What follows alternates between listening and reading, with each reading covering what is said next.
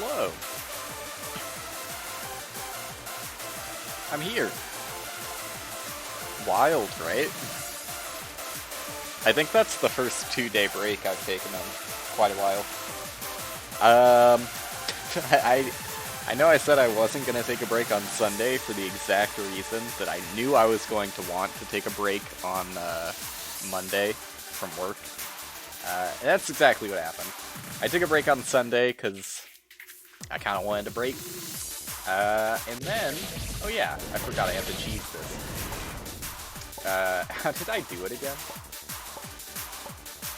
I did fix my save, as you can see. I think I just need to, like, do a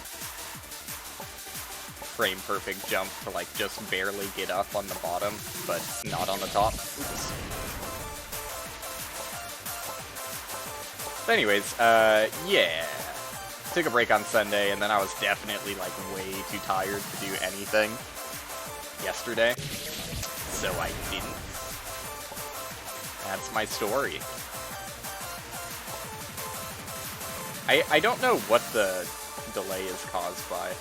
Do I just, like, do this a bunch and eventually they'll get so fucked up?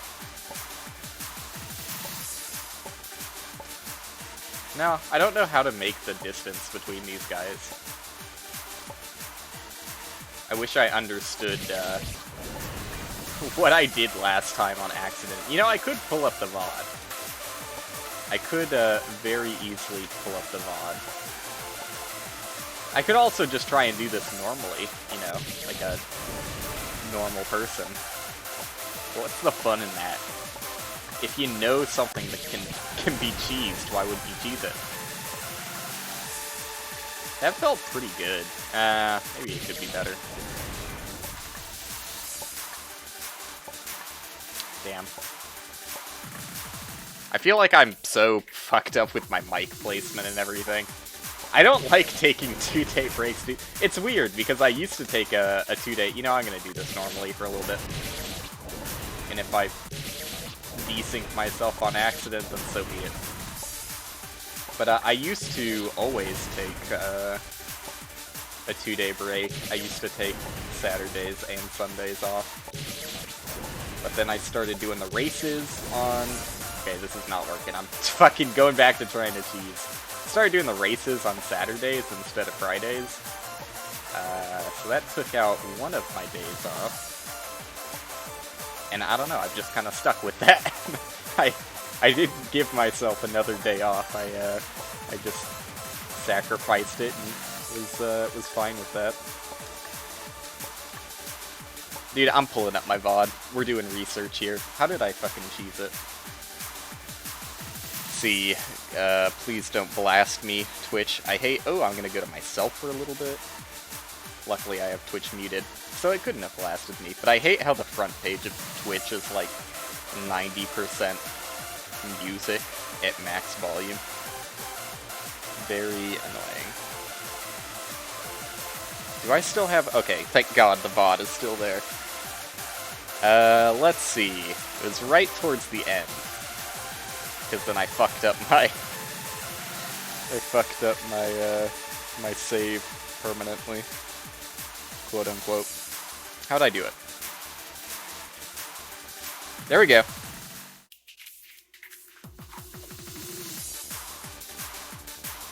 No, that's not the right one.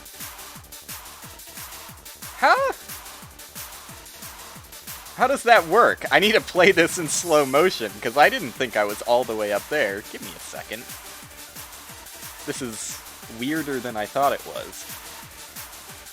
I jump up.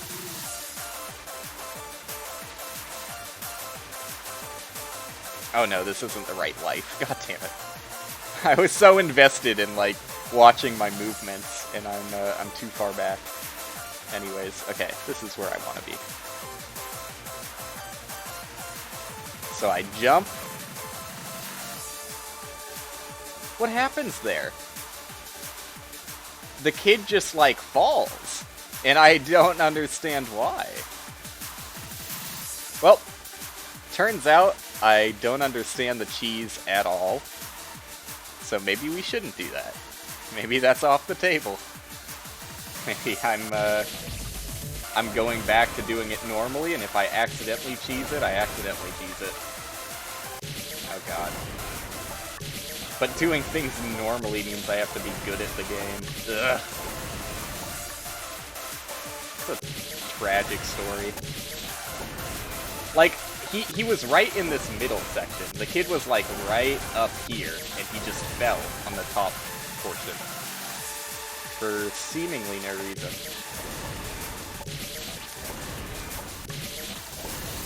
I have no idea what causes the desync between the two guys. Damn it. Doing this normally is gonna take a while. Because this is not my scene. Not my tempo. I am not a huge fan of splitting up the obstacles on a different screen than the platforms. Damn it. Especially because there definitely is some desync between the guys, which makes it feel very awkward, more so than it should. Definitely feels like something is weird about the top kid.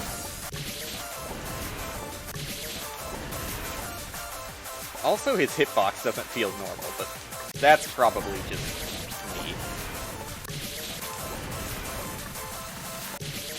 But like, I don't know. Is that touching? In what world does that count as touching? It doesn't look like it's touching to me. Dude. I don't know where to put my mic. I don't know where I used to put it for fan games. It's been over a week since I did this. Mostly because I was like extra lazy and didn't want to get a save editing tool, but apparently there's just an online save editing tool, which was like super useful. And that's what I used. It was really easy. Completely seamless. Ah, almost. Almost got him there. Where do I even go after that? It's actually kind of hard to read the obstacles when they're split up. It's much easier to tell when you're just, like, looking at the kid as a reference point, but when you're just trying to, like, compare the top screen and the bottom screen without that reference point, it's kind of hard. Cool.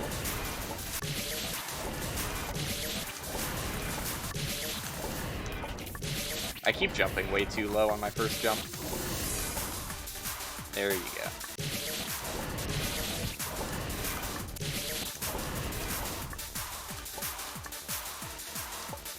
What I would give for the cheese to just accidentally happen again. Like, I just don't understand. Like, what happened?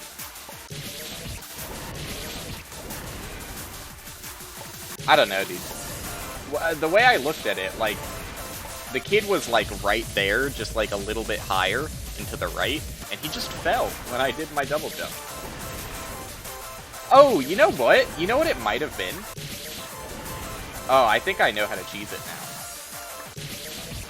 I think. But it's actually way harder than I thought it was. I think what happened...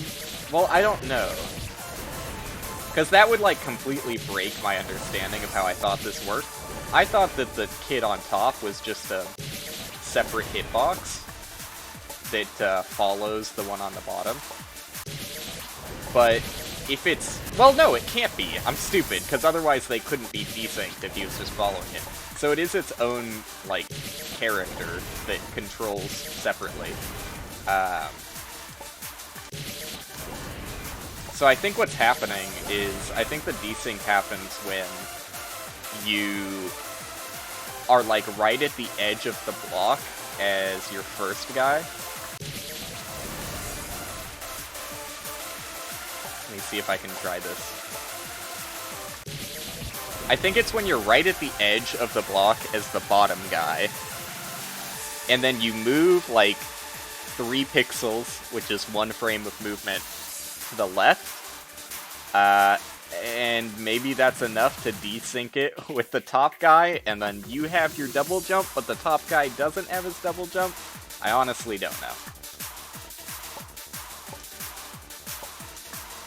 Both had their double jump. Both had their double jump. That's like all I can think of being the cause, is that like the one on the bottom had his double jump and the one on the top didn't have his double jump, but I have no idea how to force that. It feels like extra finicky.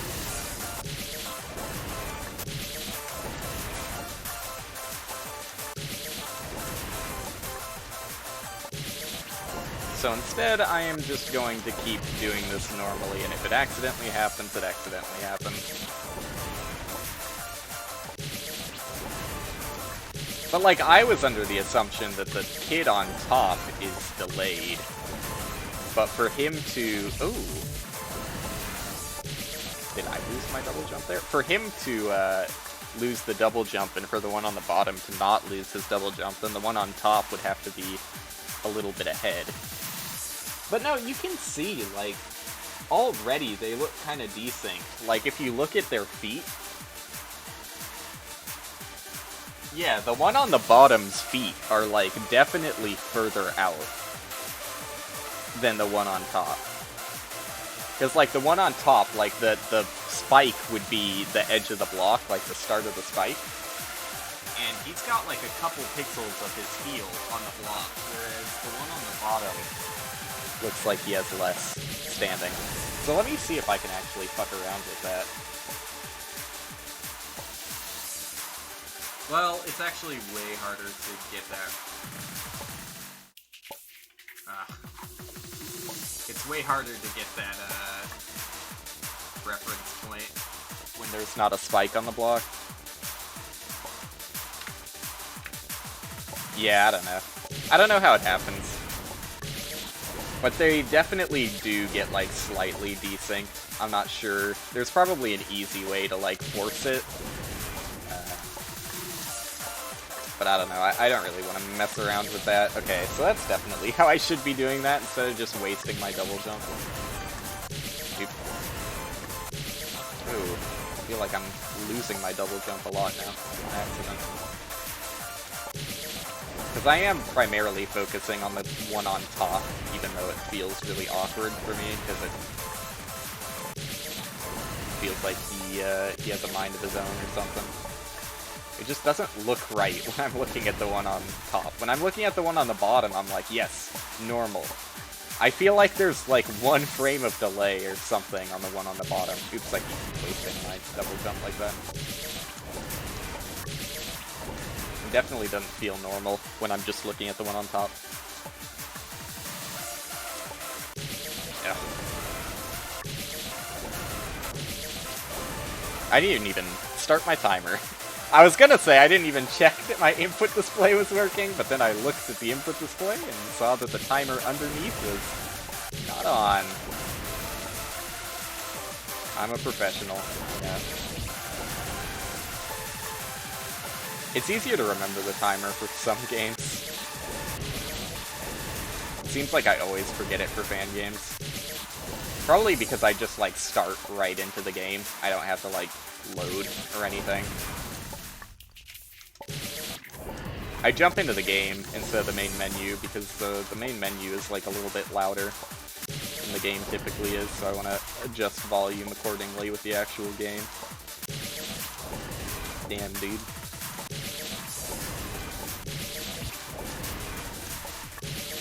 I'm not feeling the rhythm.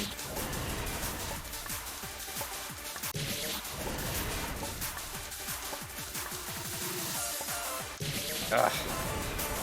I hate doing drops, like, in general, and doing a drop where the platforms aren't even visible is even more awkward, as you could imagine.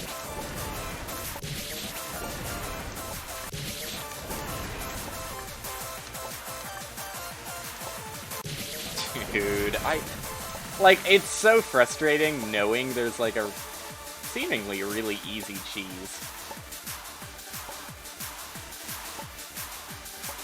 But, not knowing how to do it. It's struggling with the awkward mechanic I don't even like. Maybe I should just, like, try and bonk my head on one of them, but not the other. That seems like the most feasible way to desync them, honestly. Really. I don't know how much they are desynced though. Oh shit, wait a second. I felt like... Okay, so now they're... Wait. This doesn't look right. I'm gonna hold my finger on... Well, give me a straighter reference point than my finger. I'm gonna hold my phone to the screen.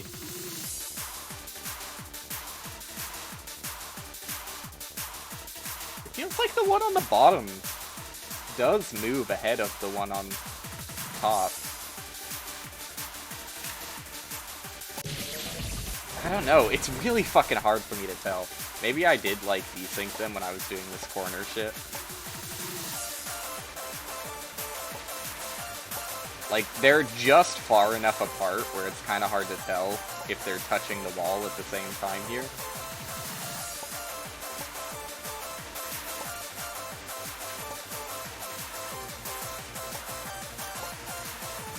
Like, I don't know what I'm looking for. I don't know. Fuck it. It's... When I don't even understand how to desync them, it's probably a better idea to just continue doing things normally. As much as it pains me. Because I suck at doing things normally. Ugh. Dude, I can't do that drop.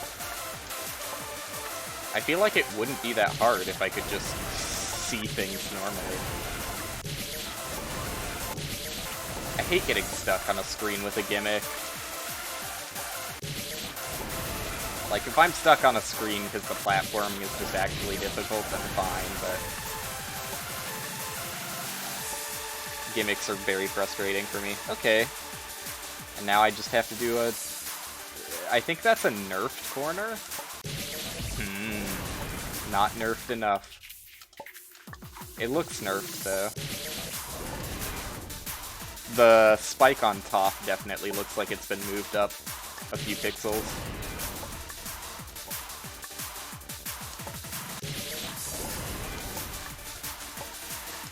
Like, how can I be dying this often on a screen that has a nerfed jump, right? Pathetic.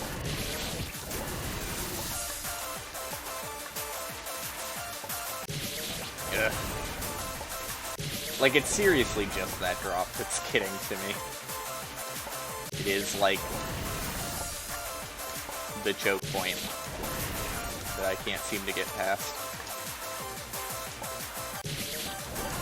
Dude, I would have taken it. Like, if I had, instead of, like, completely fucking up my save last time, if I had just saved at a normal spot on the second check-in point, the second checkpoint, I definitely would have taken that one to the bank. Use the cheese to my advantage. Get out scotch-free. Scotch-free? Scot-free? I feel like, I don't know. Oh, look at how much desync there is there. Like, come on, look at that. Look at how the distance and the feetsies. Well, actually, now it seems like it's even out of it. No, they're definitely desynced by a little bit. Ugh. See, it's also, like, really bad when they're desynced by a little bit, because that's not even helpful. That's just, it just makes things awkward and harder.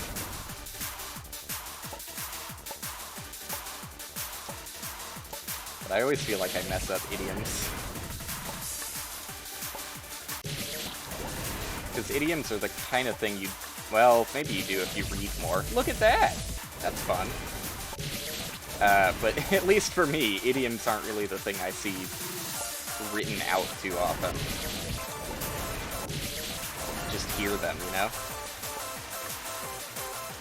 so if I mishear them a few times, I just assume it's a different word entirely.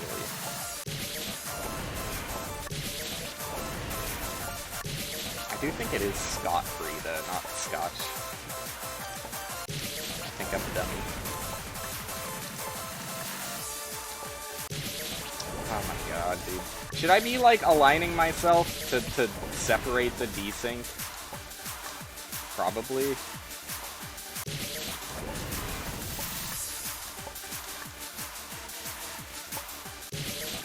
Kind of annoying that you have to deal with that.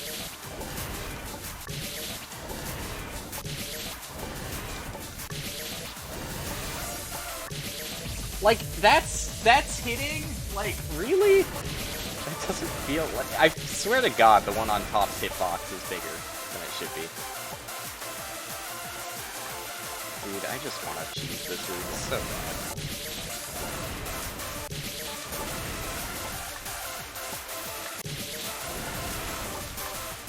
Maybe instead of looking at my VOD for reference, I should have just Googled how to fucking cheese this screen. Now it's too late. Now that I've gone to my VOD instead of just Googling it, there's some morality tied to it.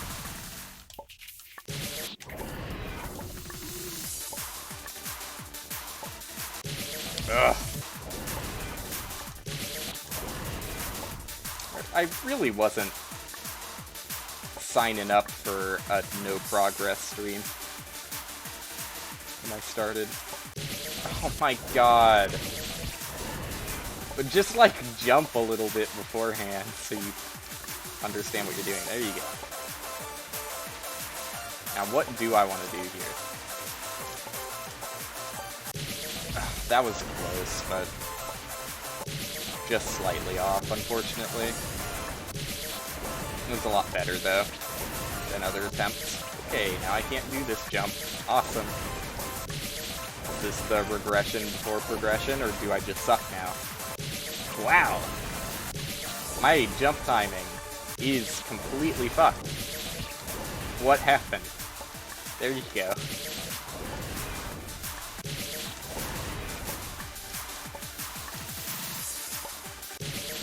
I did get 2 in a row with the drop, so I guess that's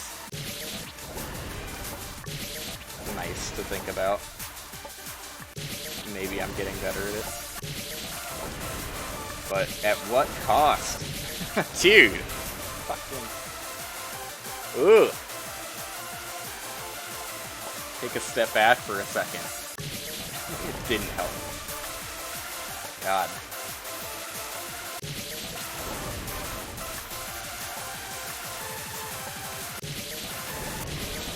Yeah, you know, figures.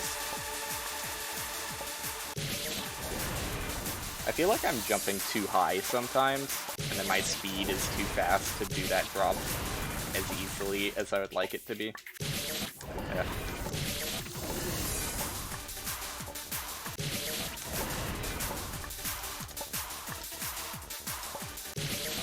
Dude, feels like I'm just bashing my head against the wall.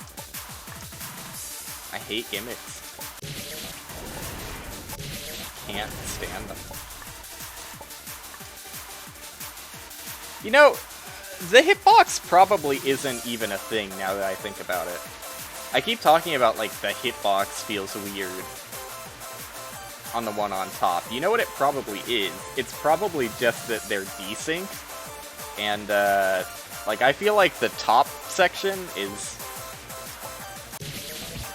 completely irrelevant, more or less. I think it exists as, like... So, here's what I think. I think that the spikes do exist on this bottom screen. They're just invisible. And I do think that the platforms obviously exist on this, the top... Sorry, I said this, as if we were sharing the same brain and you knew what I was talking about. Yeah, okay, so like the platforms are obviously still solid on the top screen, and the spikes are obviously, well, maybe not as obvious, but I think that the spikes are real on the bottom screen. And I think that the top guy only has a hitbox for platforms. I don't think these are even real spikes, because, like, he touches them a lot and doesn't die. Wait, no! But then how would the cheese work? So never mind. He just does have a fucked up feeling hitbox. Because, yeah, the cheese wouldn't make sense if the spikes were still on the bottom screen. Alright.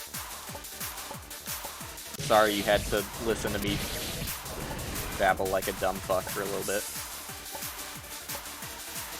Turns out, I don't know what I'm talking about.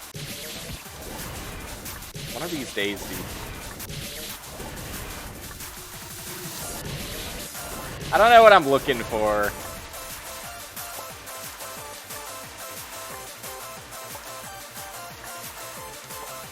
Like, how would I have desynced them? Whoa! Wait, that felt weird. I think that... Did I fall there? Did the one on top not have a jump there? I can't even fucking tell.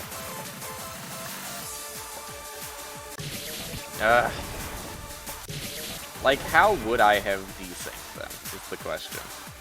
Oh, it's easy! What? Oh, shit. Wait, go back... Oh my fucking god. Wait a second, though.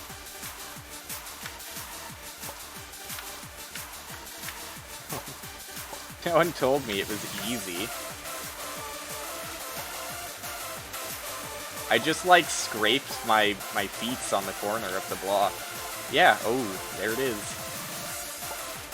Oh, shit, I'm stupid, though. Oh, okay, it's fine. Dude, wait, how am I gonna do this? Okay, just desync them, like, as fucked up as you can. God damn it, I'm stupid still. Ugh. Okay, well, I'm cheesing the hell out of this screen.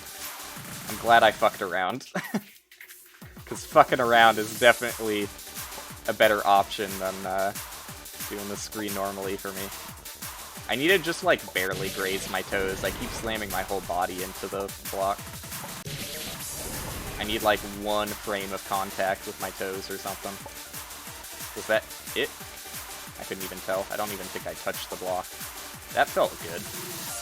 Nope, not enough, I guess.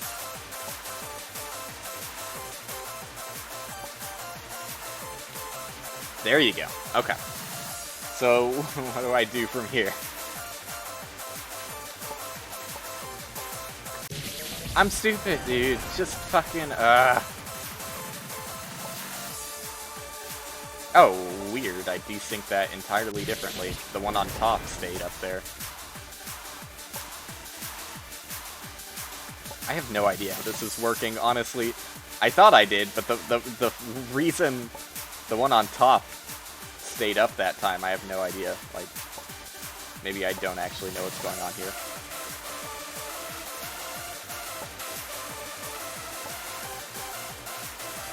I'm just glad I don't have to do a gimmick screen, potentially. You'll love to see it. The more opportunities I get to avoid shitty gimmicks, the better.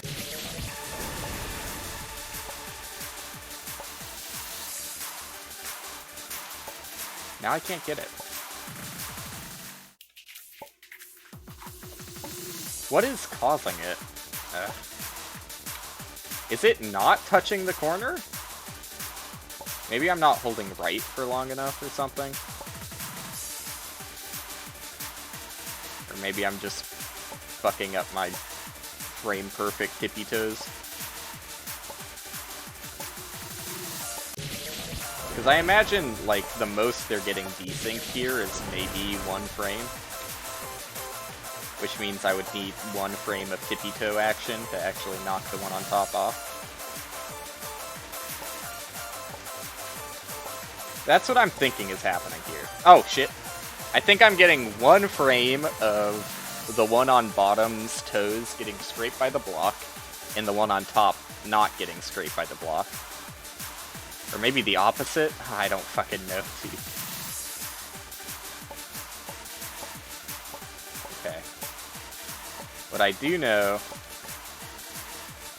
I wish that didn't happen, obviously. Is it okay that that happened, though? Wait a second. No, it's not okay that that happened. Oh, wait. Oh, yeah, it is, because I can just walk off like that. I'm stupid. God. Sometimes. Okay, I don't think I'm gonna get that save at all. But it's fine, because we did the screen anyways. I'm sorry. I don't know. I don't know how I feel about that. I'm glad I teased it, honestly, because, like, I really don't like, that kind of gimmick. Was that fire? No, okay, it's just a particle effect. Not actually dangerous. What am I doing here? Do I touch the light? Oh, I see. They shoot when you jump. Can I jump? Yeah, there you go. Oh, what am I doing here? Wait a second. Ah, so I can't jump in that fall. That's fine, though. Oh, God.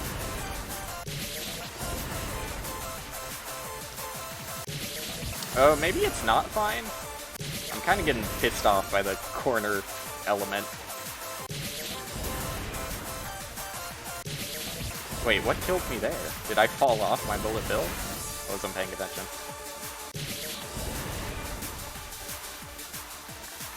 You know what's actually pissing me off here is the particle effects when they fire. Because I'm jumping here, which is making the... Oh, shit, I lived! Where am I going, though? Oh, and now that platform's gone forever. Okay, so I was supposed to touch the bottom, wait for the green platform to carry me... Has my fucking mouse been on screen this whole time? Wait for the green platform to carry me up here. Wait, maybe wait for it to carry me all the way up? And then touch that green platform, get back on the green platform, and write it down. And then I can jump here. Wait, but doesn't it fire when it... Wait, the double jump is deleting this bullet? Oh, well then maybe I can just double jump off the green one. And that'll be fine. I'm glad I experimented with that, though. Because I would have been stuck, not understanding what to do. Okay, so I double jump from there, and I should be completely safe. I have no idea what that is. I haven't played Kill the Guy, so I don't understand. Oh, the platform's still gone because I didn't hit R. Love to see it. I'm gonna have to wait a little bit longer on the double jump, it would seem. Oops. Oops. Oops. I don't know what happened there. Probably V-string shit? I don't know. So, not what I expected.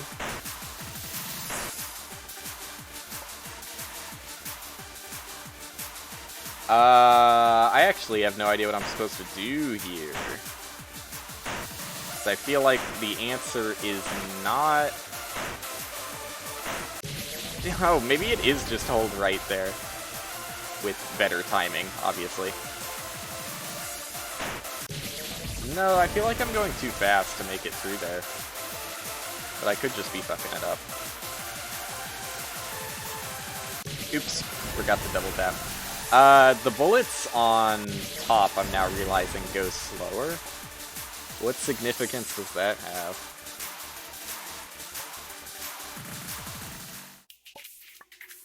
I guess I have to jump on them? I'll give it a shot.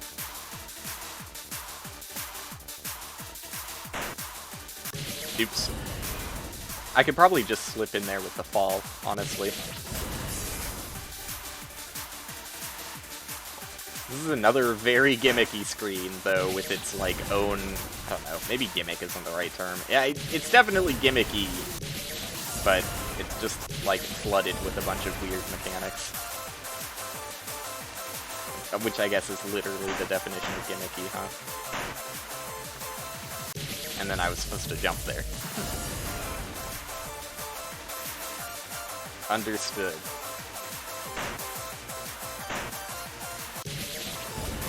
That jump feels really awkward.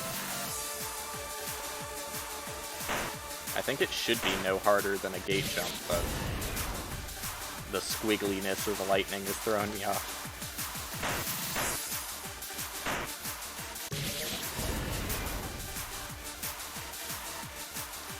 Quite a few particle effects on this one.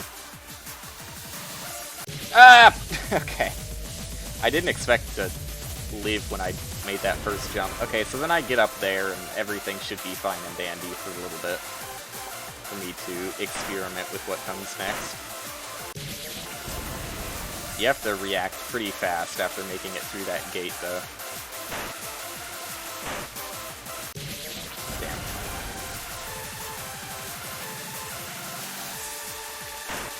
What happened to the bullets there? Oh, I guess I double jumped fast enough that they were deleted. Damn, they carry you so fast.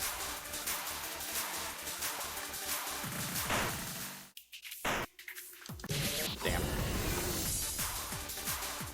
I don't even know where am I going on this screen? I guess to the left? I guess that's my goal.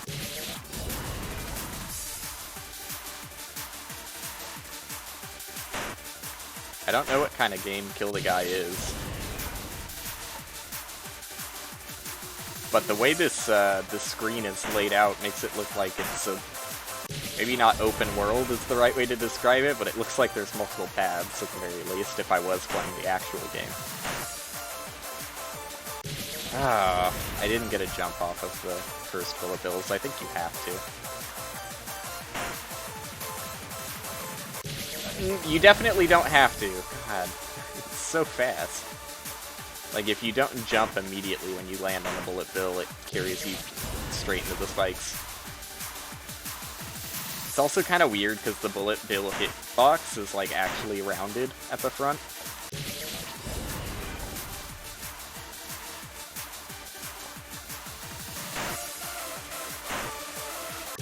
Yeah. I'm pretty sure that is what I'm supposed to be doing here, though.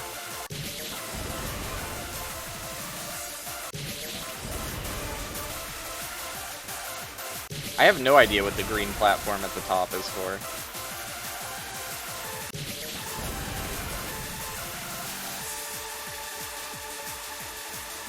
Maybe it makes more sense in the actual Kill the Guy game. Ugh.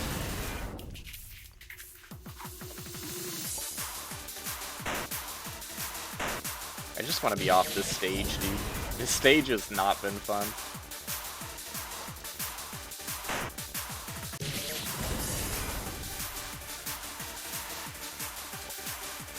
Not the best screens I've ever seen. Ah, I suck. I keep, like, getting very far away from the lightning because I'm afraid of how big its hitbox is, but I think it's pretty thin. So I could try a little bit harder to stay closer to that.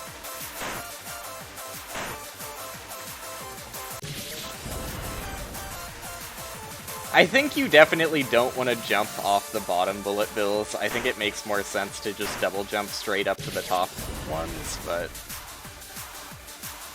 The very first time I did it, I'm pretty sure I jumped off the bottom ones. So it's kind of fucking open.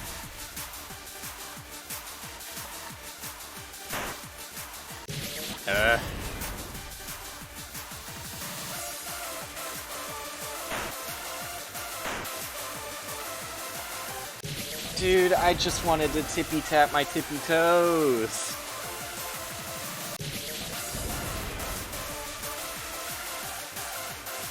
I don't even know what killed me there. Did I just... Might have been the spikes. I just reset instantly because I was frustrated. That's like, whenever I hear the death sound, I'm just like, fucking trash it, dude. It's over. No reason to analyze what happened there.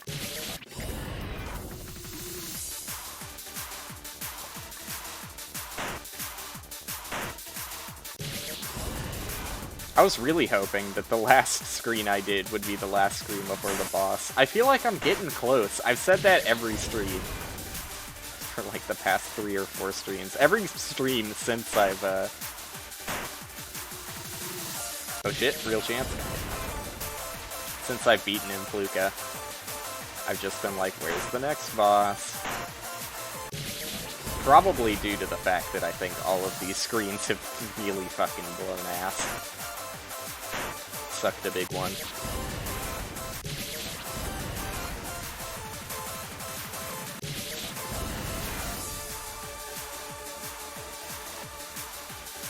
I don't know, that's not fair. I think some of the screens were fine.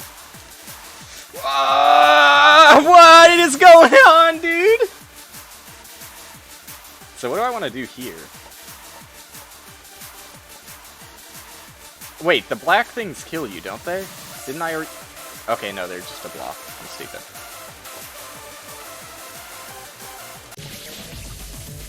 Fuck, dude. I think I had the right idea, though. I think you want to, like, rhythmically jump there so that you stay on a platform of, Ooh.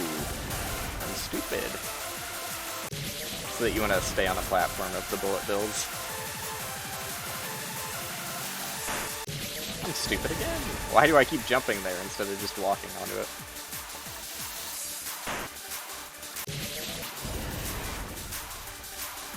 No one can explain why I double jump there. Or why I jumped there and jumped again. My mind is in other places. Thinking about how to do the next section. There you go. Why? I think if you stand in, like, the perfect middle, you can't make it out of there. Well, maybe you could. I think if you jumped, you would just instantly die. That's what it looks like, at least. Oh, my freaking...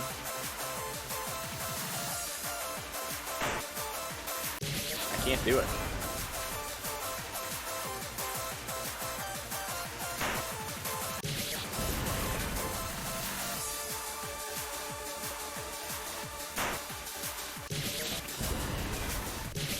I don't know what's happening there. Like, I'm losing my double jump, it feels like, but I don't know why. Because I feel like I should be jumping off of the bullet bills, but maybe I'm not. Maybe I'm double jumping too soon. Oh, why does that keep happening? I think as soon as I get the rhythm one time, I'll be through. Because I think what keeps happening is I keep not jumping soon enough on the bullet bill, they collide, and then I use my double jump and don't make it to the other side. But as soon as I jump once, I should be fine. So what happens after that, though? I touch the crumbly block, and then I go on a moving platform that I assume moves up. Like, what's over here? Wait, what is the point? What is this? Wait a second, guys. Why am I losing my double jump? No, that's not gonna work.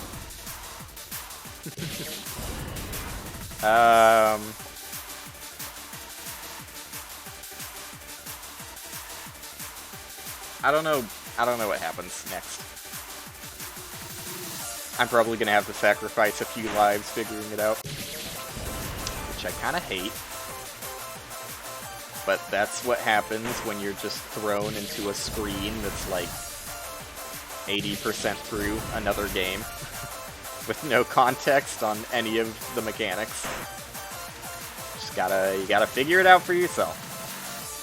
I didn't get the jump. I think I might have jumped too early there. I don't know, honestly. Oh, that's epic. I'm gaming.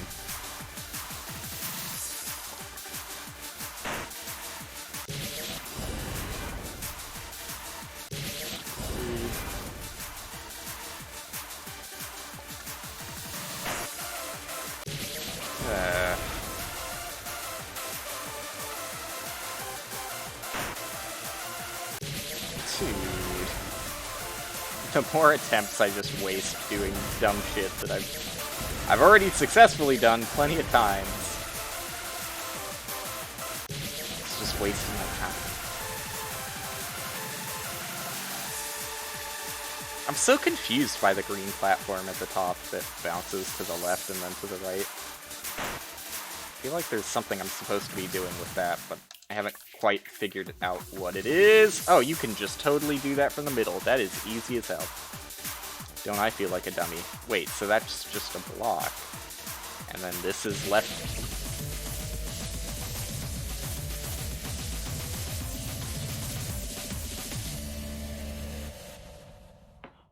Pardon me for thinking that's a little bullshit.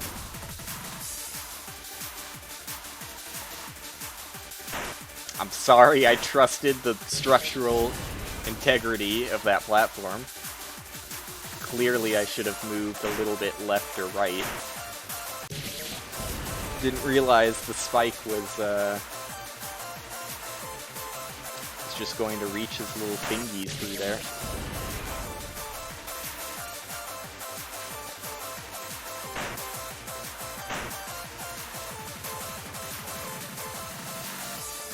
Okay, well this is nice. Now that I know I can just jump there. I thought there was no way that would work. Look at me now. Oh. I don't know what I'm doing. So I need... everything makes sense now. I can't use the green platform, though. Which means I actually have to go fast in that section. Which means I stand no chance. Because I suck. Oh, I could just do that, huh? Wait, no, that doesn't help out at all. I'm stupid.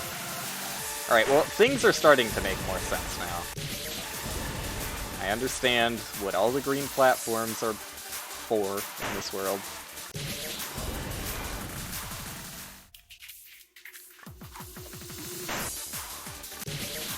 Truly, an elegant screen.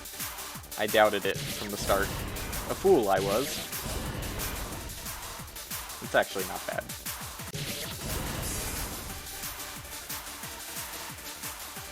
I just complain when I'm bad at games. It happens. Even the best of us can crumble.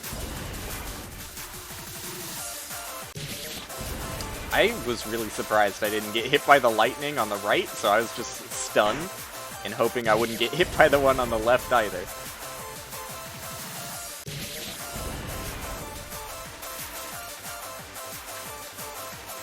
I'm surprised I'm making some of those jumps. God, why can't I do that first try?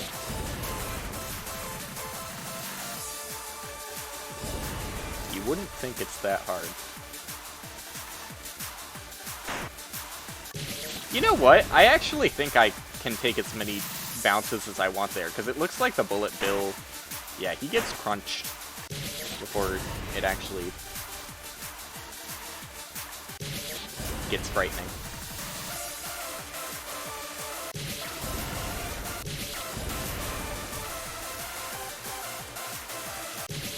And even if it wasn't that close, I could just slow down a little bit, like here. Oh, that was a mistake. Probably do exactly what I did, but without the jumping again part. Not that it is even necessary, I was just trying to prove a point. Okay. So now we make our way back. Is there anything I should be worried about? I definitely have to double jump here to get the bullet bill to delete itself. And I just ride it up. There's no reason not to jump there, because this goes over the bullet bill, and I should be fine. Like, this should be very easy. In theory.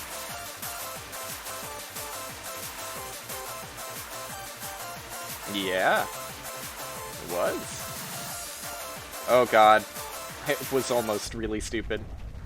Is this boss time? Oh my god, I think I would have died if I didn't move there. Oh, geezer? Okay. Yes, I've interacted with Goombas before in my life. Is there no time constraint on this? We just slowly kill Goombas? Okay. Probably don't run light speed underneath the spiny.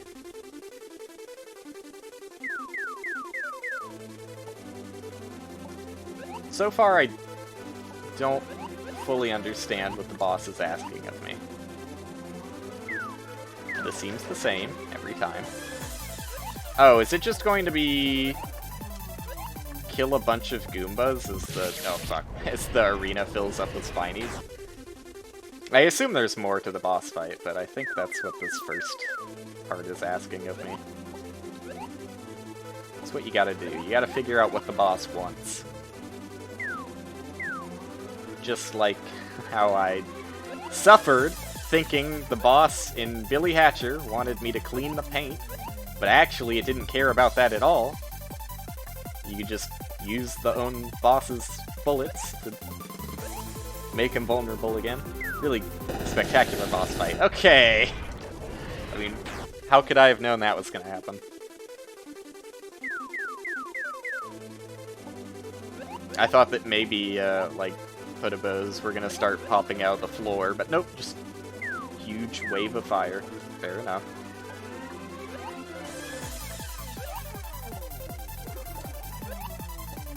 This music feels much quieter than the levels music.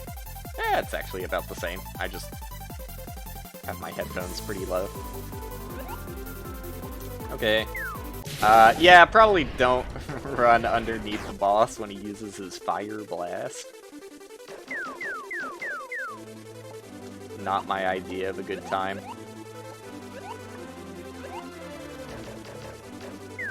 I feel like this boss is gonna take me ages, just because I'm so fucking slow at killing these Goombas. I was afraid the Goombas could hurt you when they're falling, but it looks like they don't. Well, I guess I should have known that, because they kind of spawn on top of you, don't they? Alright, I'm prepared now. Dude, it's kind of hard to see these hammers with the visual effect on the screen. Yeah, I do hate hammer bros.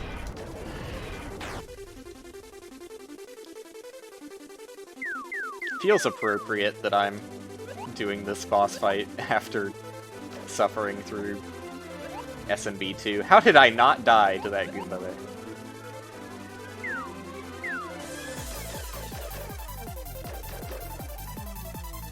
Very unfair that I can't just shoot the Goombas.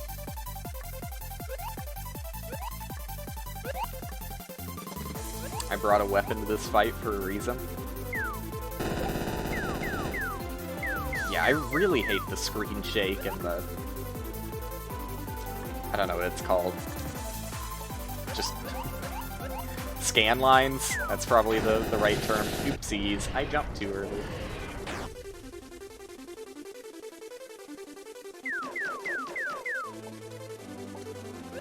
The scan lines make it really hard to see the gray hammers he shoots out.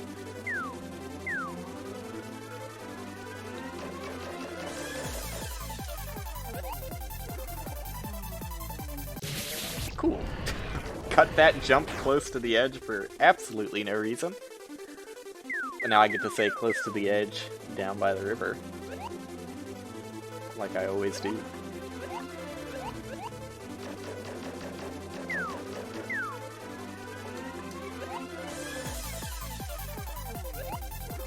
I wish the Goombas also always moved towards you. The fact that they move randomly makes this take longer than it needs to.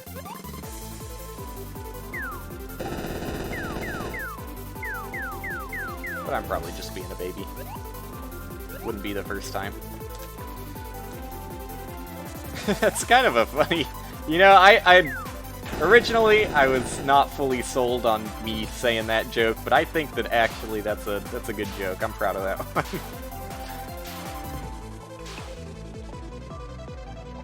It's a very easy attack if you stand in the corner. Can I shoot you? Oop.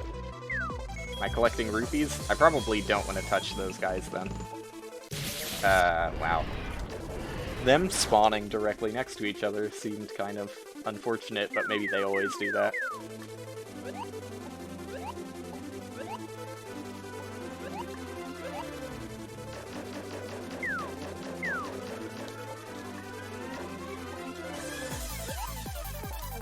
Ugh. The Goomba hitbox is very forgiving, at the very least. Like, even the big one, if you're, like, on the side of it and heading downwards, it counts in your favor.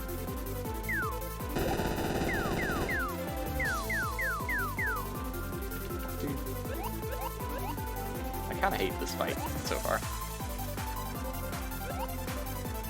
I think it sucks. But we'll see.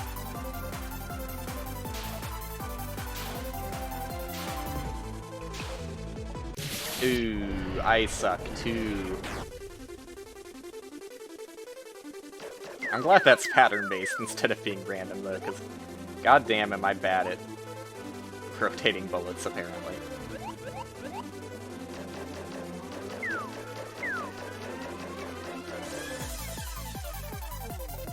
I also wish it just wasn't such a slow fight.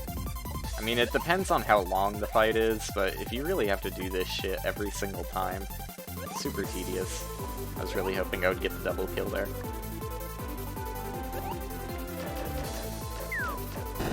Ah, I forgot I had to jump there. I was not paying attention.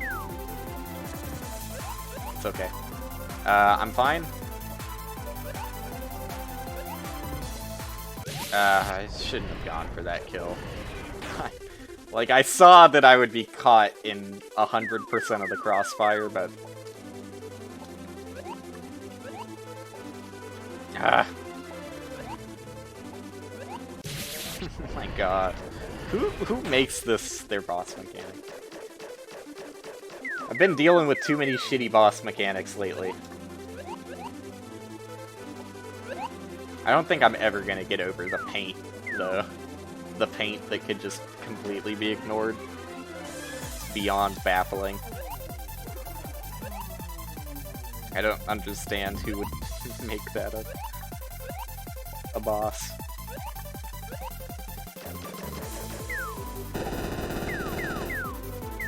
I hate it when the hammers are going in different directions. For that exact reason. Why do I keep pinpointing the exact location of crossfire and just waiting in it? Oh my god. I hate this. Please, dude. This is just boring. That's the worst of all things. If you have a boss fight, it's just not fun. Too difficult, has bad attacks, doesn't have enough attacks, whatever. But is just boring? Like, you fucked up if you got to that point. Yeah, you can just guard that Goomba with your life.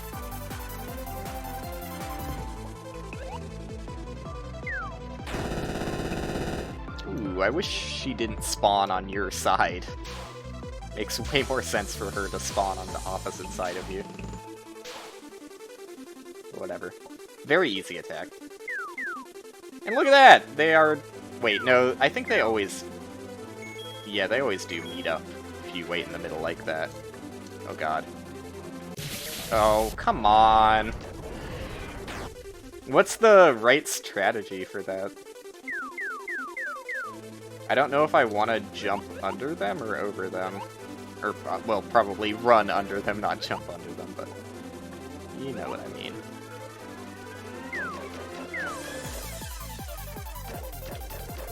I really hate the visual effects, too. Have I mentioned that enough?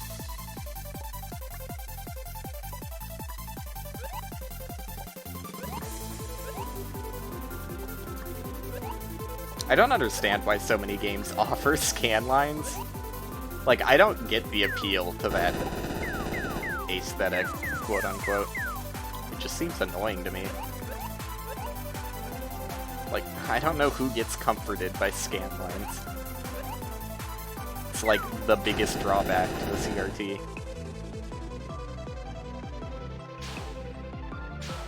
Well, okay, there's a number of drawbacks to CRT. But it is a drawback.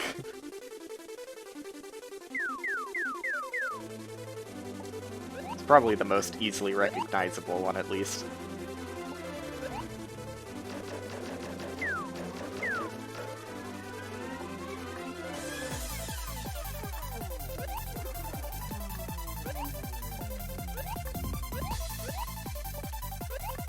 Big Goomba protecting his son.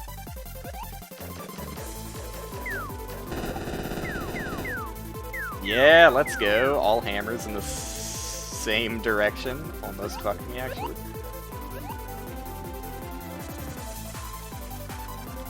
There you go. Wow, I was in a really bad spot. Thank God the bullets got erased.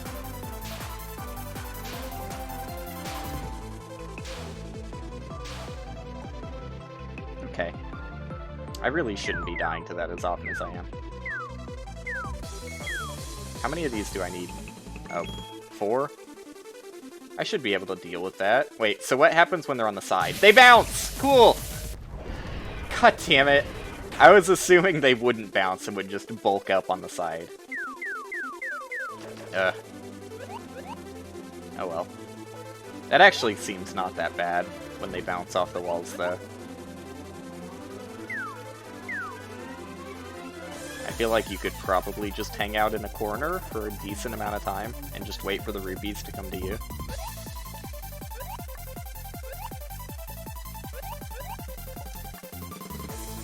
What a slow fight. With, like, very little challenge at the start. I mean, honestly, outside of the fact that I'm probably gonna die to mechanics the first time I see them, there isn't that much challenge in the majority of the fights so far. Some would say there isn't much challenge in any of the fight. Woo, that was a little close. Oh, okay, no, that's fine. Spawn on me. Go ahead. I did have more time to run to the left, but I didn't realize that the hitbox would be that fucking massive, because it didn't look like I was touching her, but okay. Sure. I thought I was safe.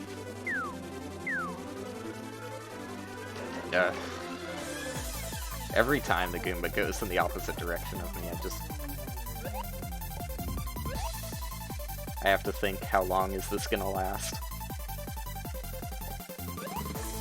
Hopefully it's a short boss fight. I have a feeling it's not going to be, though. I am probably only, like, maybe 20% through? Well, no, that's probably not right either. I would say I'm maybe 30 or 40% through with the Zelda section. That sounds more accurate. I don't know why I stopped jumping over the hammers in situations. Seems a lot safer. The only bullets I need to worry about are the ones coming from the side of the screen.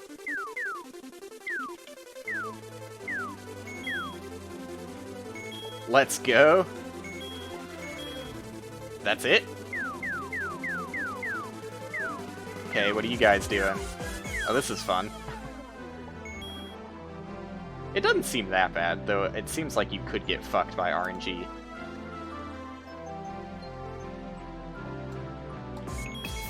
Okay, they disappear instantly, too. Bats. Which I am gonna call bats. I don't think they were officially called geese yet. Wow, they're fast, huh? And have surprisingly large hitboxes. Fun.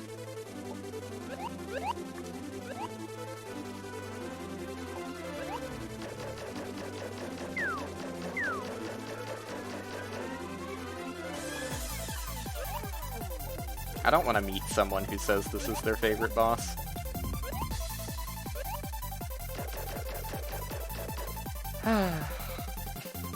How can you find this fun?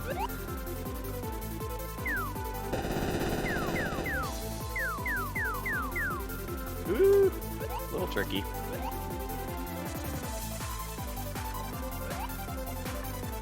I don't know, dude. I just find it, like, really engaging and fun that you have to wait in parts of the fight. It's just really cool. It seems like the position that that lady spawns is just random, which I don't understand why you would make a boss like that, but sure. Sure. Who am I to judge? That is so much easier than I gave it credit for.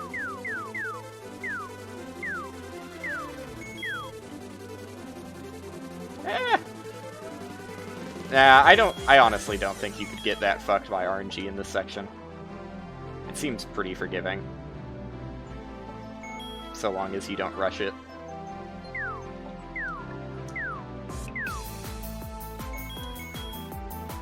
Oh, that's not how I expected these guys to work. Wow, I hate that!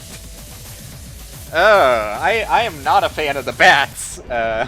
There's probably a really easy way of just, kiting them. But I don't know it, so probably gonna die a few times until I figure it out. But I really hate how fast they are.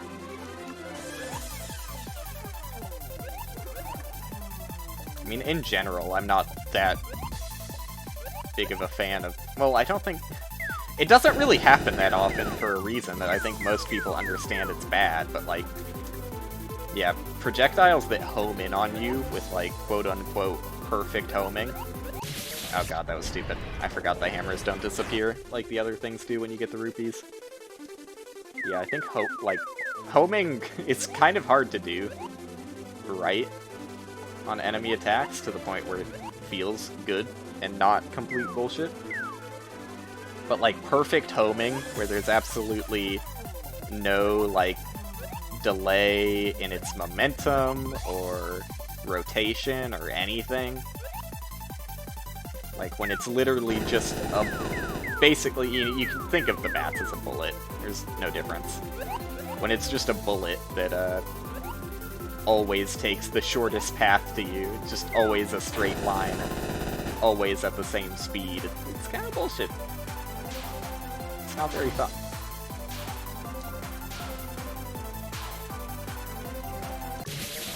Shouldn't have double jumped there.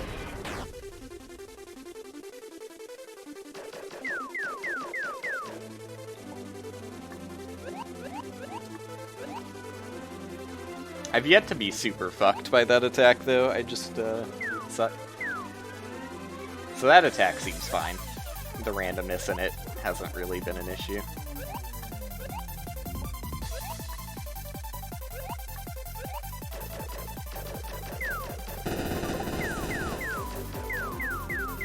I don't want to think about being stuck here for a while.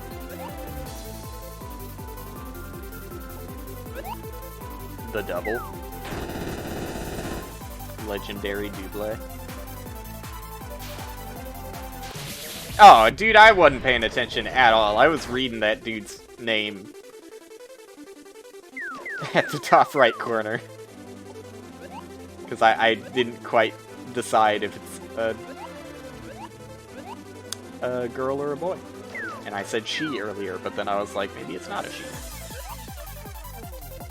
Hard to tell. Sometimes it really do be like that.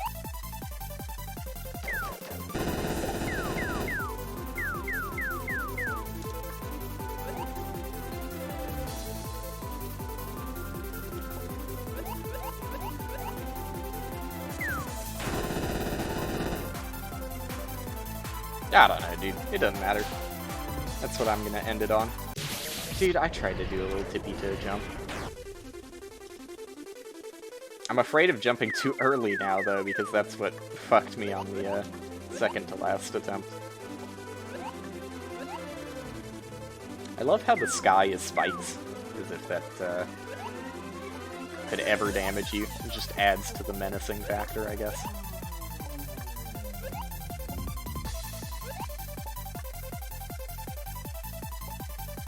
You get about as much bounce off of these enemies as you do in real SMB 1 and 2. Very accurate. Awesome. First time I've been sniped by the Goomba. Feels great.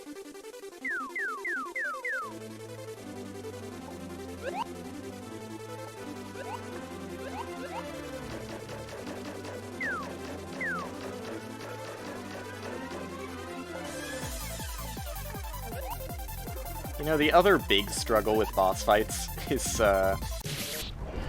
outside of sucking. There's not that much to talk about, honestly. And I don't have that much to talk about. I'm excited for the new, Path of Exile expansion to be announced, but there's not really that much to talk about with that, because nobody knows anything.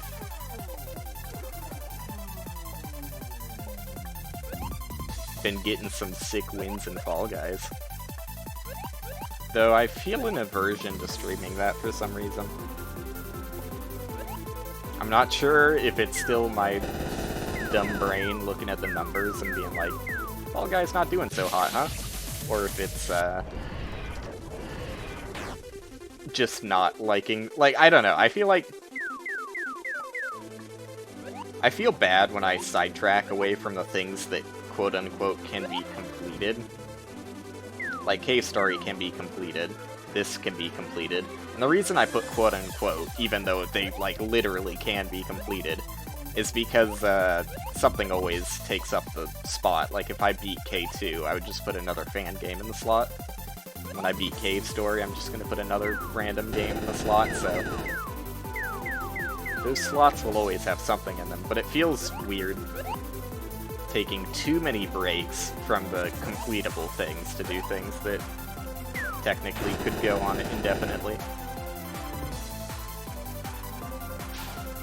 Like, I felt pretty bad when I pivoted so hard on Path of Exile last expansion, last league, at the start of Harvest. So I'll try and prevent that from happening again. Hopefully.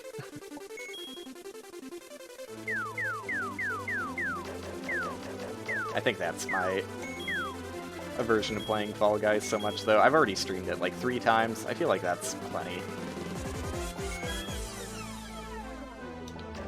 I also feel like there's only so much I can offer to Fall Guys, you know? It's... you fall in it. What do you fucking do to these bats, dude? So far, this is seeming to be a really fucking miserable attack. Can I jump on them? Can I shoot them, you know? Like... I feel like I'm just supposed to be avoiding them. Which is frustrating, because, how? To put it in as little words as possible.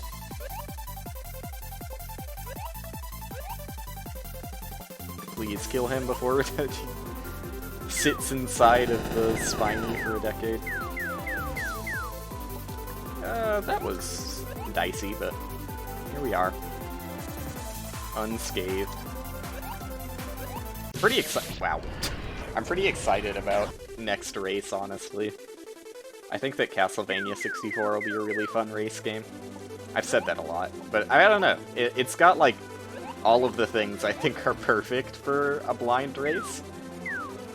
The key factor is nobody knowing where the fuck they're going. And I think that Castlevania 64 will definitely highlight that.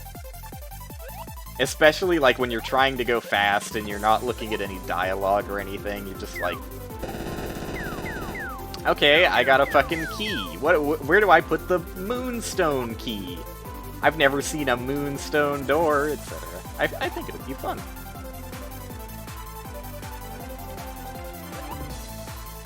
Matches all my criteria for enjoyable race. I also think it'll be fun for viewing because I feel like we'll all take pretty different routes.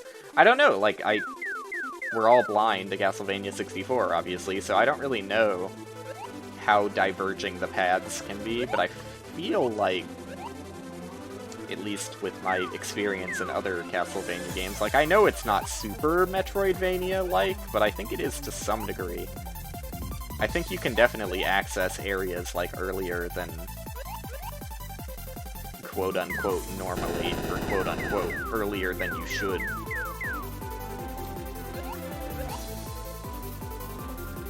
So I think that'll be fun.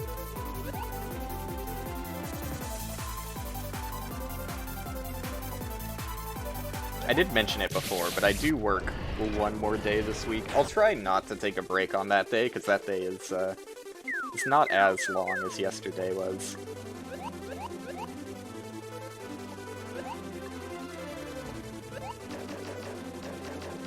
My throat's also been kind of fucked up, which has me a little bit worried. But I don't have a fever yet, so I guess I probably shouldn't be concerned. Still, though. There's always, you know, a mild level of concern. You work at a mall during everything going on. Especially when 100% of people that go to the mall don't wear masks properly. Like, there's always a mask. Like, I don't have to tell people to leave because they don't have masks yet. But, dude, like, 80% of people don't cover their nose with the mask. Half of those people also take their mask completely off to talk. Like, it just baffles me. I don't understand. But I guess there's not much to understand. It's probably just people not wanting to wear the masks in the first place, so they don't see the harm in taking it off. I don't know. Seems stupid to me.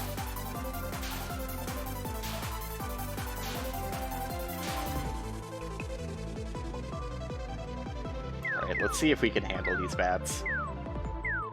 I just don't know what I'm doing with them. Like, am I supposed to get the rupees before it becomes an issue, or am I actually supposed to be handling them in a way that I am apparently not doing a good job of? I can't tell. Dude. Oh, they actually all stopped at the same time, and the rupees were lucky, so... Oh. No, dude. No, dude. No, dude! No!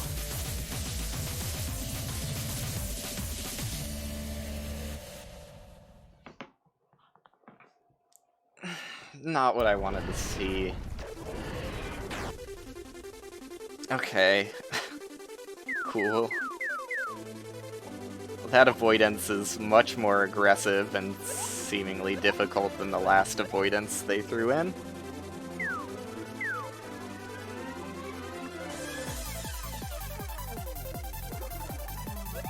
I really don't want that to arbitrarily drag on this boss fight any longer than it needs to be. It already sucks.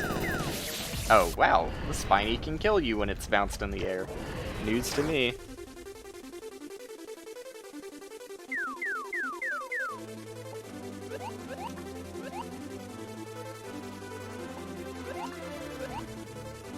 I really hate thinking how long this boss is. I don't want to imagine being stuck here for any amount of time. And you know, I did say at some point I probably will mix in other fan games to pad out K2, but I was expecting to get to boss rush before that. Truth be told.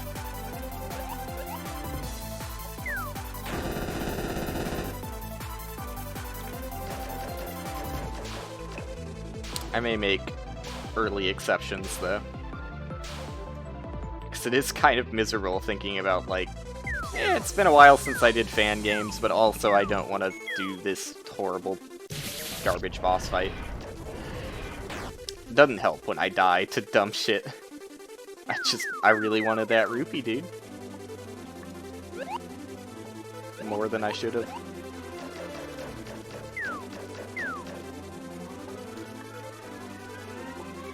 You love to see the Goomba and Spiny get as far away as possible. Though I kind of fucked it up. Yeah. Oh well. Goombas were nice and all walked opposite to the Spiny. All is right in this world.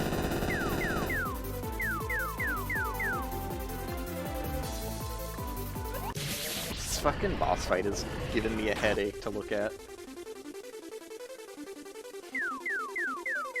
Combination of disgusting screen shake and disgusting scan lines. Like, screen shake can be done well. I think screen shake is done best when it's not noticeable, but you feel it. Similar to Rumble on controllers, like, I get really annoyed when games make your controller rumble for literally every single action you do. But when a controller rumbles at just the right moments, I think that's pretty good.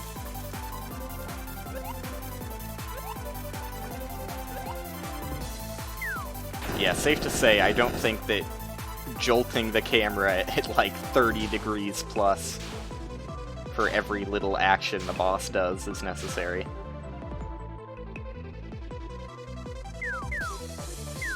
I also think that screen shake really doesn't make sense in platformers.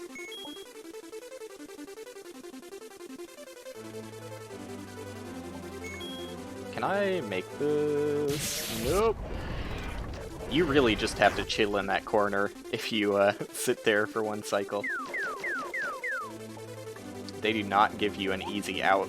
But honestly, it seems pretty safe, too.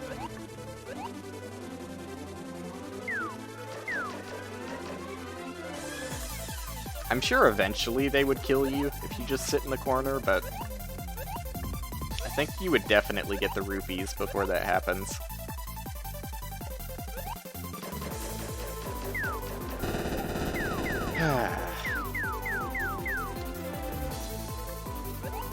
It just feels like I'm not making any progress. Like, I hate a boss fight like this. I'm fine with boss fights where you don't actually damage the boss, like, that's fine. Honestly, probably preferable to bosses that make you spam.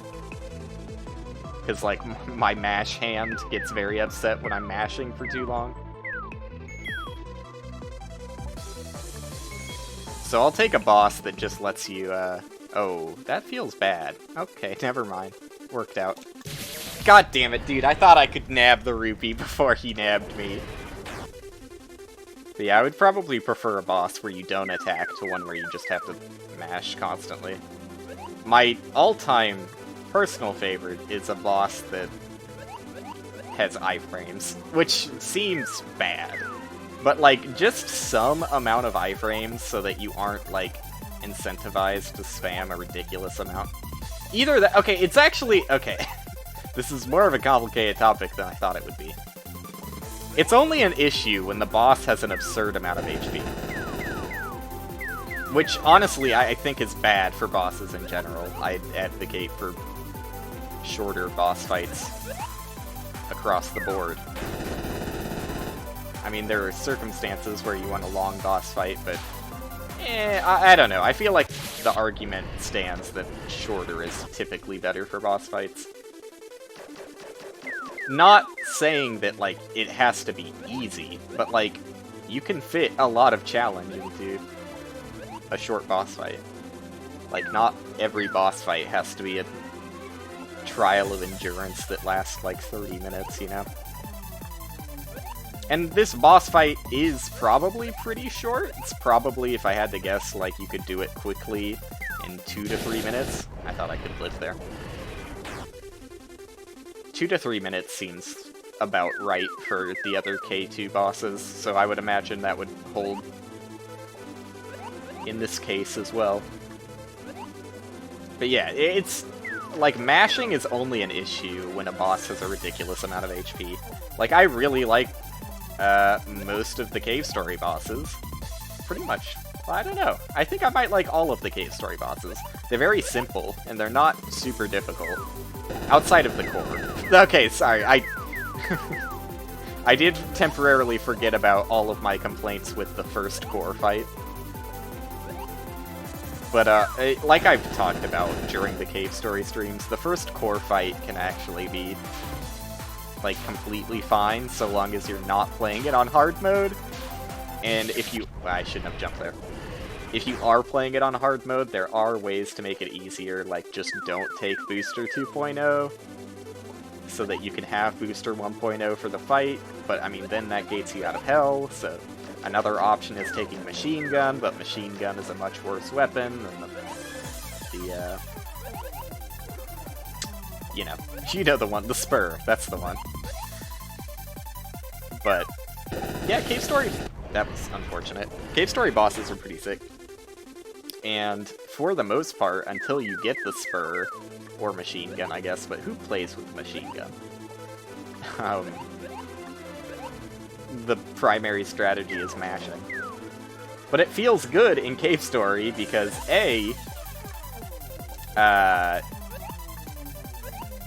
bosses have significantly less HP, and B, in Cave Story mashing, you have to get, like, much closer to bosses to actually get effective damage. So it's also making the fight, like, riskier, which is a good thing. If you're trying to kill something fast, it probably should be riskier. But it's also the fun way of fighting bosses. So I always do it, because who wouldn't?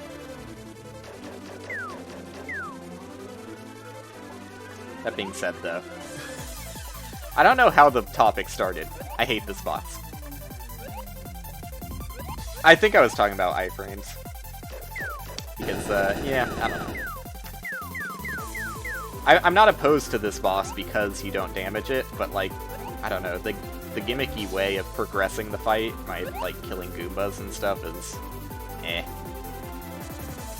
It's so far away from, like, the normal that, it just, I don't know, especially because, like, it's not even particularly challenging. I am dying a lot, but, you know, even though I'm dying a lot, I can still recognize that I'm just being bad, and it's not really that hard. The hardest part of this fight is tackling your own boredom.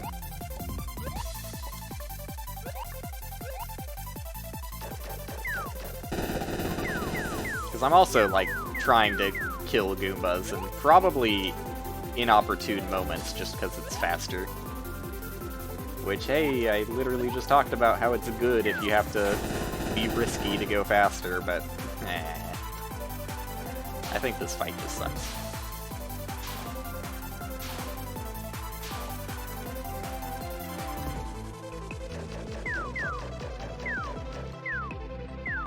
It's been so long since I've seen the bats.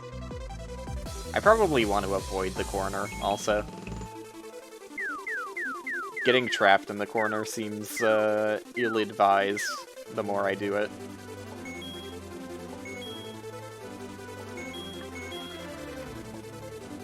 So I don't know, best strategy for bats I can see is just keep jumping to, like, get them to move diagonally. It actually seems fine. Okay, fucking bullshit avoidance, here we go. Alright.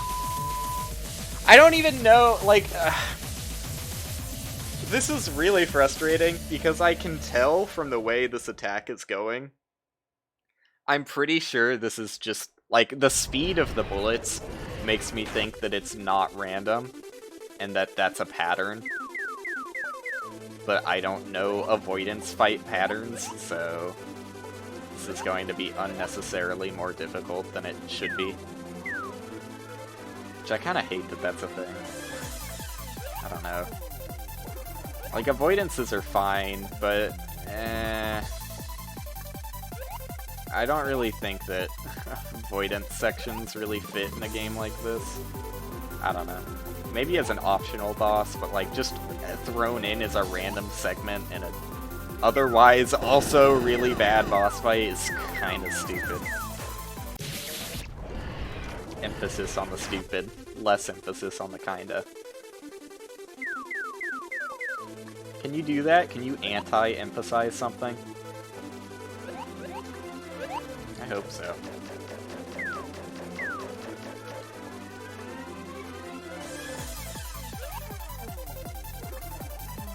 Is that what strike through is, as opposed to underlining something? I feel like strike through is only used to make jokes. Has anybody used strike through? Like, with action. I don't even know what meaning would be. Like, I was gonna say with actual meaning, but, like, the fuck do you use strike through for? Like, yeah, as redacted, like, you redact something and put something else, but, like, if you really wanted to redact something, why not just delete it, you know? This is what people invented whiteout for.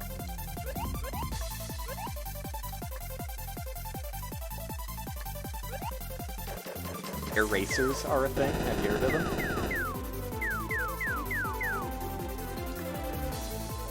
But yeah, especially like as a, you know, computer font style, I don't understand Strikeout at all. I feel like its sole purpose in this world is to make jokes.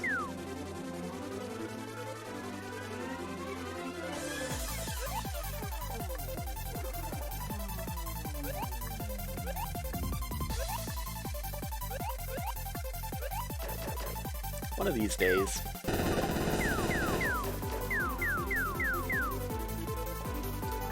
I'll be out of this boss, and then I can start talking about normal things again. It's so easy when you have things to talk about that are on screen. You truly realize how uninteresting a person is when they're stuck on a boss fight. There's some meat to that concept. Take the funniest man in the world, stick him in this boss fight, he'll have nothing to say. I fucked myself. I'm just gonna hope I get lucky. Okay, I got lucky. I feel like it's really bad to get yourself stuck in that corner, but it works out surprisingly often. It's probably not a good idea to keep trying it, though. I don't do it on purpose, I just accidentally get pushed into the corner. Alright, so I feel like I understand bats a little bit more. That's gonna fuck me. Yeah. Yeah. You want to keep jumping as much as possible, because, I mean, you fall faster than you move left and right. So as much as you can, fuck up their momentum, even though it's not really momentum. You get what I mean.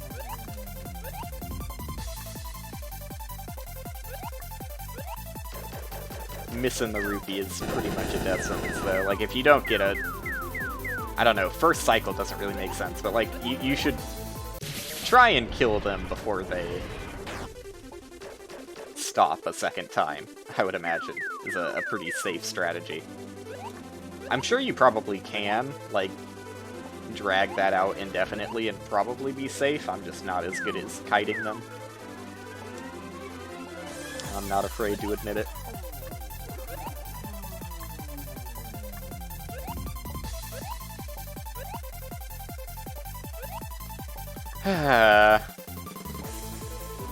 Protect him with all your might, Spiny. Go ahead.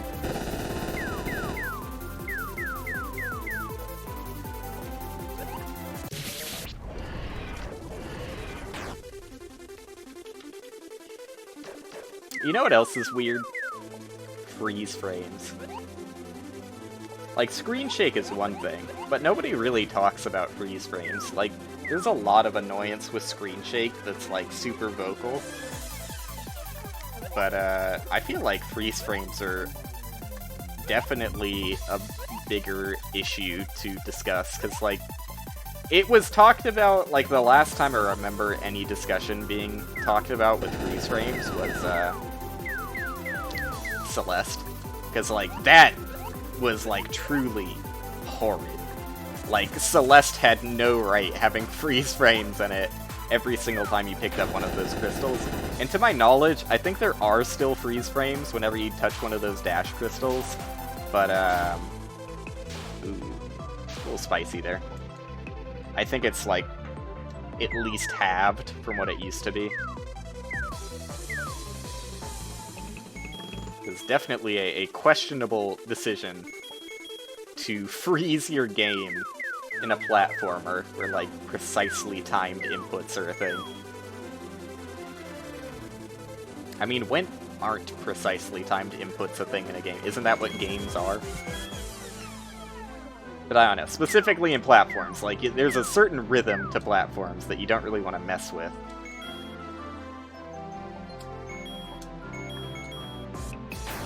Here we go! Another shot at the shitty avoidance. Yep, I just fucking, I hate that. That's so stupid. Like, is it cheating to fucking look up what the avoidance is? Because I guarantee, like, I'm pretty sure I know what pattern that is. I'm pretty sure the pattern is one where, like, you just stand on a platform, move, jump, move, jump, move, jump, move, jump, move, jump. Because that's, like, the most commonly seen avoidance pattern. To me, at least. I feel like I see that in literally, like, every single avoidance fight. Dude, I'm pulling up a video of the geezer fight. I've gone rogue. Avoidance sections piss me off. They're grinding my gears. Give me... What is it? Geezer? K2. It's probably good enough. There you go. Let's see what he does. Oh, fuck, dude. I am not even... Oh, no, wait. I'm... Okay, I misread the screen. I'm like halfway through the fight, it looks like. Huh? Oh, no. Actually, it's not the pattern I thought it was. But it also doesn't seem that difficult. It seems like the big apples shoot like a burst of a set amount of bullets, but always one of those bullets is aimed at you. So that's the only real threat. Dude, this is stupid. I fucking looking at this avoidance. Oh my god. Why is it so long? It's way longer than it needs to be. Okay, and then the final bit of the fight is just another avoidance section. But seemingly easier to read, so I guess I'm not going to spoil that part of the fight. Let me watch the Miku section again. Because that's the only part I actually care about. Well, I guess more accurately, that's the only part of the fight I care so little about that I don't want to waste my time figuring it out. Okay. I'm probably still going to die a few times, but... you know, that's probably no surprise.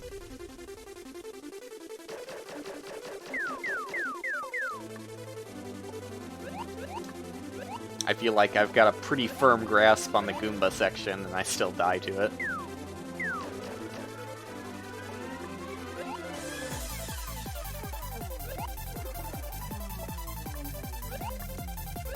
I just don't really see the appeal to avoidances on it. Wow.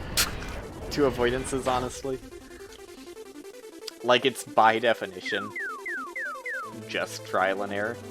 I don't know, I guess I kind of get it, because it's like... avoidances are more like a rhythm game than they are anything else. Like, it's synced up to the music in most cases, and it's like very strict choreography you have to go through to actually succeed. I feel like I've said it before, but it's more like you're participating in a music video than it is you're playing a fan game or fighting a boss.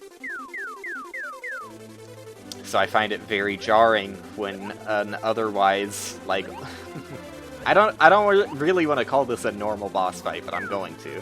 When an otherwise normal boss fight throws in dance choreography and is like, don't you know the moves? Didn't you get the script? Like, why aren't you dancing? And then you just have to die over and over and over again because your dance instructor won't tell you where to put your feet. That's what an out-of-nowhere avoidance section feels like to me. Oh my god.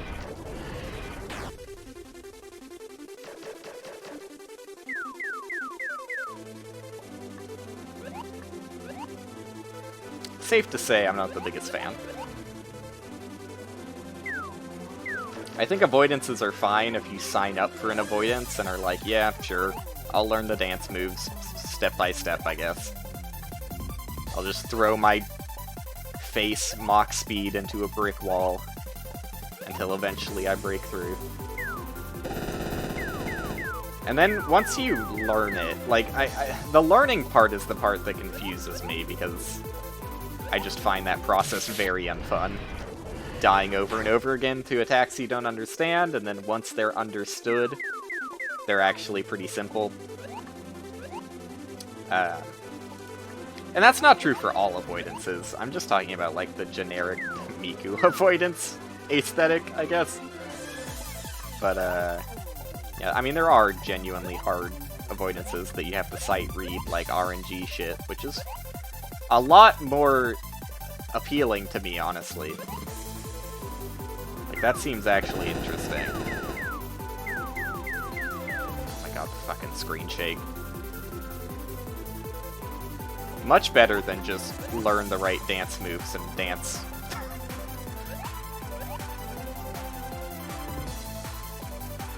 Because when it's random, it feels like you're actually doing something, you know? You're not just performing something that has been practiced.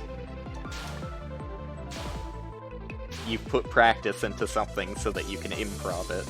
That's much more fun to me.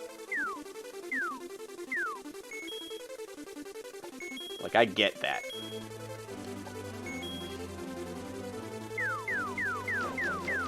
Yeah, the learning part of avoidances is the part I don't get. I guess I do kind of understand that kind of avoidance a little bit more once you're past the learning, and then it is just like a sometimes incredibly long endurance test, like seeing how long you can keep up with it. And typically there are some random elements spiced in, but a lot of the times that kind of avoidance is pretty pattern-based. I still hate the bats, by the way. Like, I started to run under them because typically they'll stop before then, and one of the bats stopped, but I guess it's just fucking random when they all decide to stop, because sometimes they all stop in sync, and it's beautiful. You just run under them. And other times, I guess they just don't want to stop.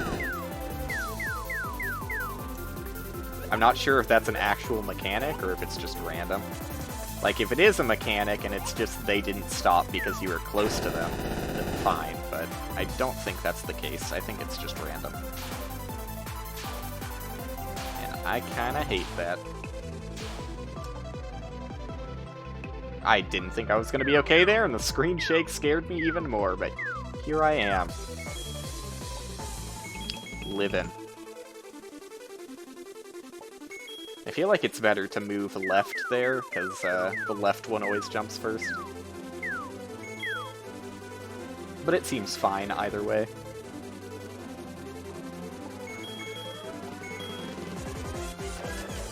Here we are again.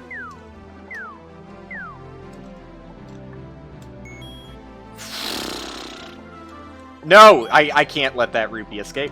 I've already fucked myself. Oh god, I actually lived another cycle. Maybe it's not that hard. Maybe I do just suck. I feel like I got pretty lucky there, though. For all the amount of unlucky I got, I feel like I also got pretty lucky. Oh, I lost my double jump there, so fuck me, I guess. At least I'm at the boss. I've been saying forever and ever, like, when's the next boss? When's the next boss? I can't be super upset when I'm actually here. Though, I don't know, it does blow ass. Yes, it is a pretty bad boss fight.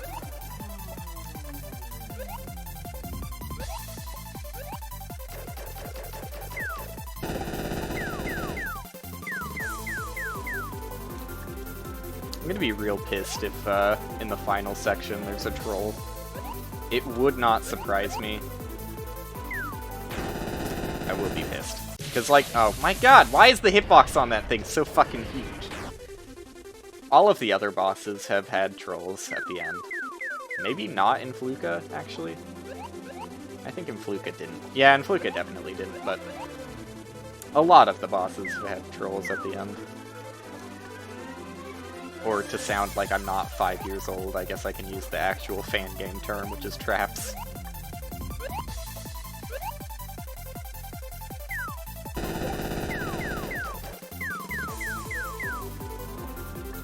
I'm glad the Goombas don't hurt you when they're flying.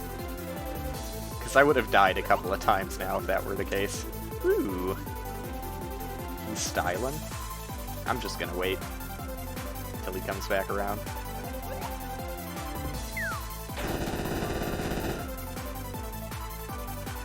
I guess I should make an effort to stand in the middle of the screen when that attack ends. Well, that was unfortunate.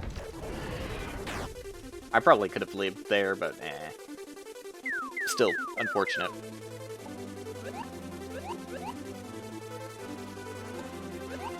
I think I'll give this till the 2-hour mark, then I'll probably switch to something else. Because I know it's gonna be a while till I beat this. And I ain't looking to do that grind at the moment. I'll probably switch it to Monster Train. It's been a while since I did Monster Train. Apparently Monster Train's getting a pretty sizable update soon. The last update kind of disappointed me, honestly. I'm not gonna say it was a bad update, because, like, mutators are, you know, fun for family and friends, and probably extends the playtime for a lot of people who have already done A25. But as me, a guy who hasn't done A25 and is not really interested in putting googly eyes on everything, yeah, didn't do much for me. Wasn't that much actual content to it. Just the mutators, which is fine. Again, it's just not for me. I don't really like that kind of thing. Like, I never do custom runs in Spire. I just don't understand the appeal to it. I also didn't really fuck around with Endless, because I just didn't really understand the appeal to it. God damn, I suck. Yeah, the next update, at least from what I've seen, it definitely has alternate versions of champions, which is much needed. Like, that is something I'm super looking forward to. Because, I don't know. I'm not... how do I feel about this? I think it's just a really easy... Like, I'm not gonna say it was needed, even though I just did. I think the better way of putting it is that it's a very easy way of keeping the current classes from feeling stale without having to add entirely new classes.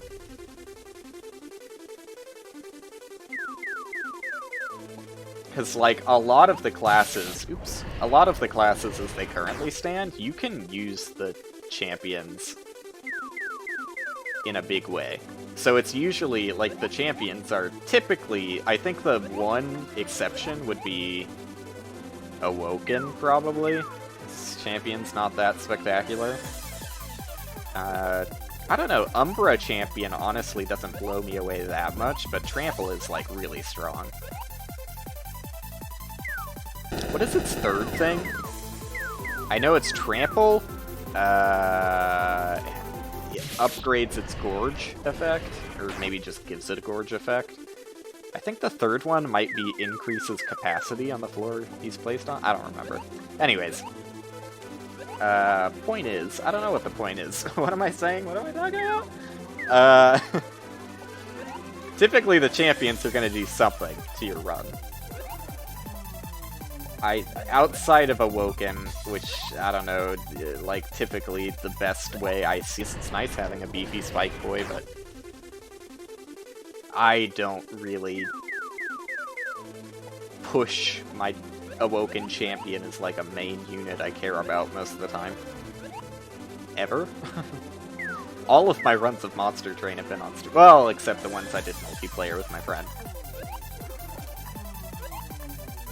But mostly all of them.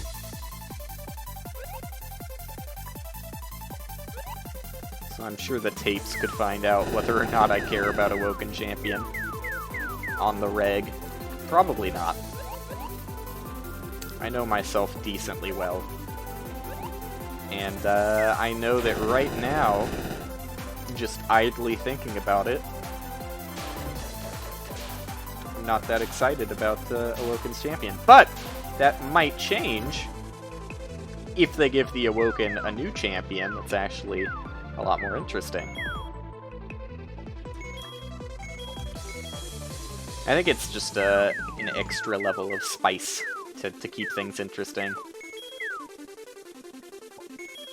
Now, there's also an obvious consequence that could come about, which is people that feel the need to, like, reset every time they get the quote-unquote shitty champion.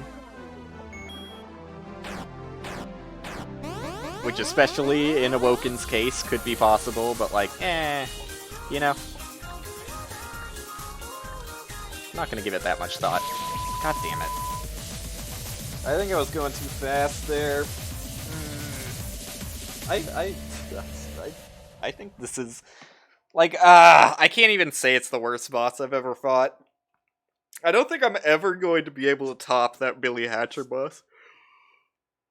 Oh, fuck. That Billy Hatcher boss was something extraordinary. Truly a blessing to have such a fucked up boss fight. It pisses me off so much that the hard part of the fight is completely avoidable. Like, I gotta stop thinking about it or I'm gonna have an aneurysm.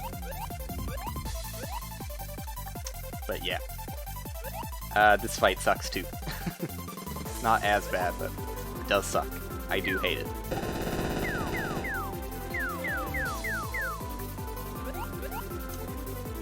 I guess I never really went that far with the freeze frame discussion, did I?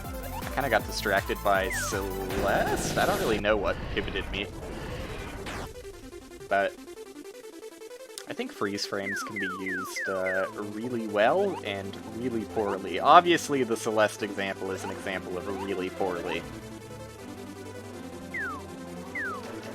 But I think Nuclear Throne does freeze frames really well. Like, I don't know... There's something, like, super meaty and impactful about, like, a really strong attack that freezes time for a bit. Like, you're just held in that suspense before it's all let go. I think that freeze frames can be used really, really well.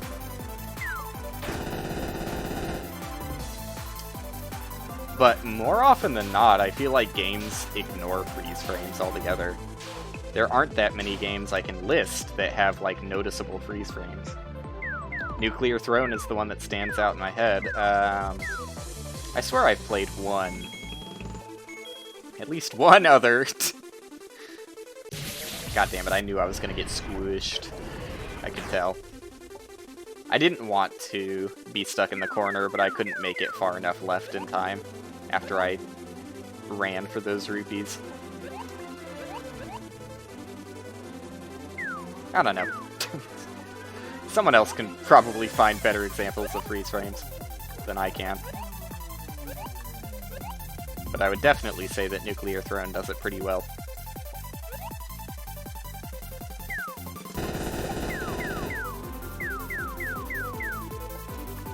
And in general, it is conceptually a good idea.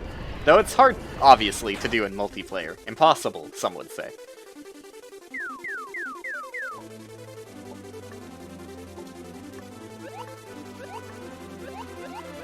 I think, I mean, fighting games do it to some degree, but it's not really the same. The way most fighting games do it is kind of the inverse. It's like... And it's only for one side. Usually the side who's getting hit by an attack is stunned and frozen for, like, a few frames after being hit. More frames, depending on how heavy the hit is, but...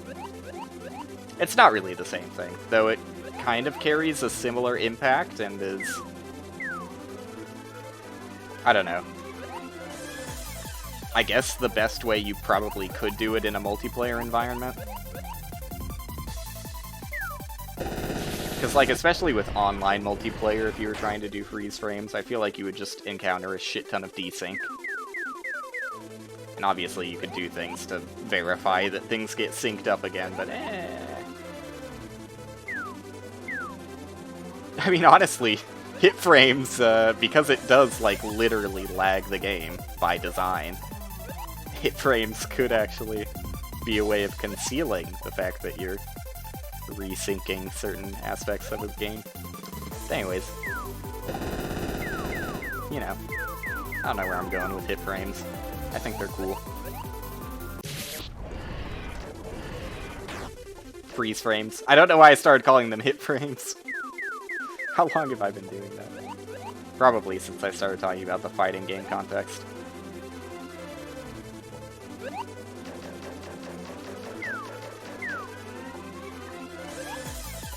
It's a shame, though. I wish it was easier to do in multiplayer. Though, there's also the issue of, like, unless your characters are both on screen at all times, like, all of your players are on screen at all times, so I guess it would only really work in a local game if you were to do it. It's, like, very, like, how do you do that, right? Like, you can't have an impactful attack for just one person's client. Because if you froze the frames for both clients, then, you know, one person's not even seeing the attack that caused the freeze frames in the first place, and it just feels kind of awkward. Okay, I guess I'll just jump into them. But you also can't really freeze the frames for just one client, because, then, while it looks frozen on their end, time is actually still moving, and things are going to be in a different place when it unfreezes. You could probably get away with it with, like, very short freeze frames, but then it kind of doesn't really matter. And I still feel like the effect would be lost, and things would feel jittery and laggy instead of having the normal impact.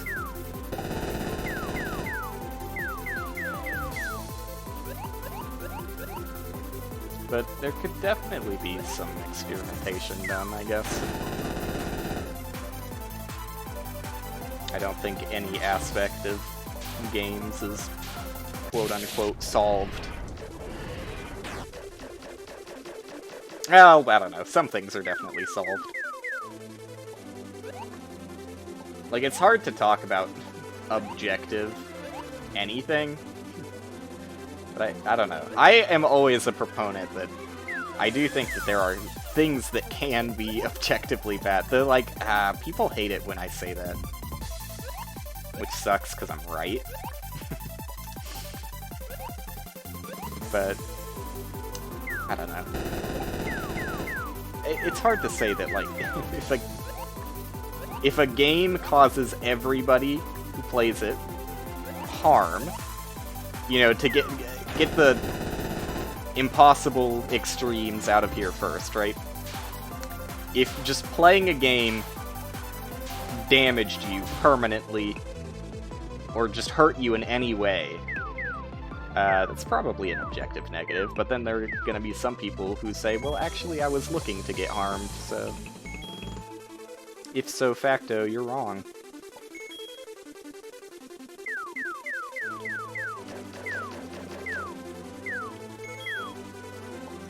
But for me, I would say, like, you know, obvious cardinal sins, at the very least. Maybe I shouldn't call them objective wrongs, but cardinal sins include just, you know, abysmal frame rate. It's a pretty easy one.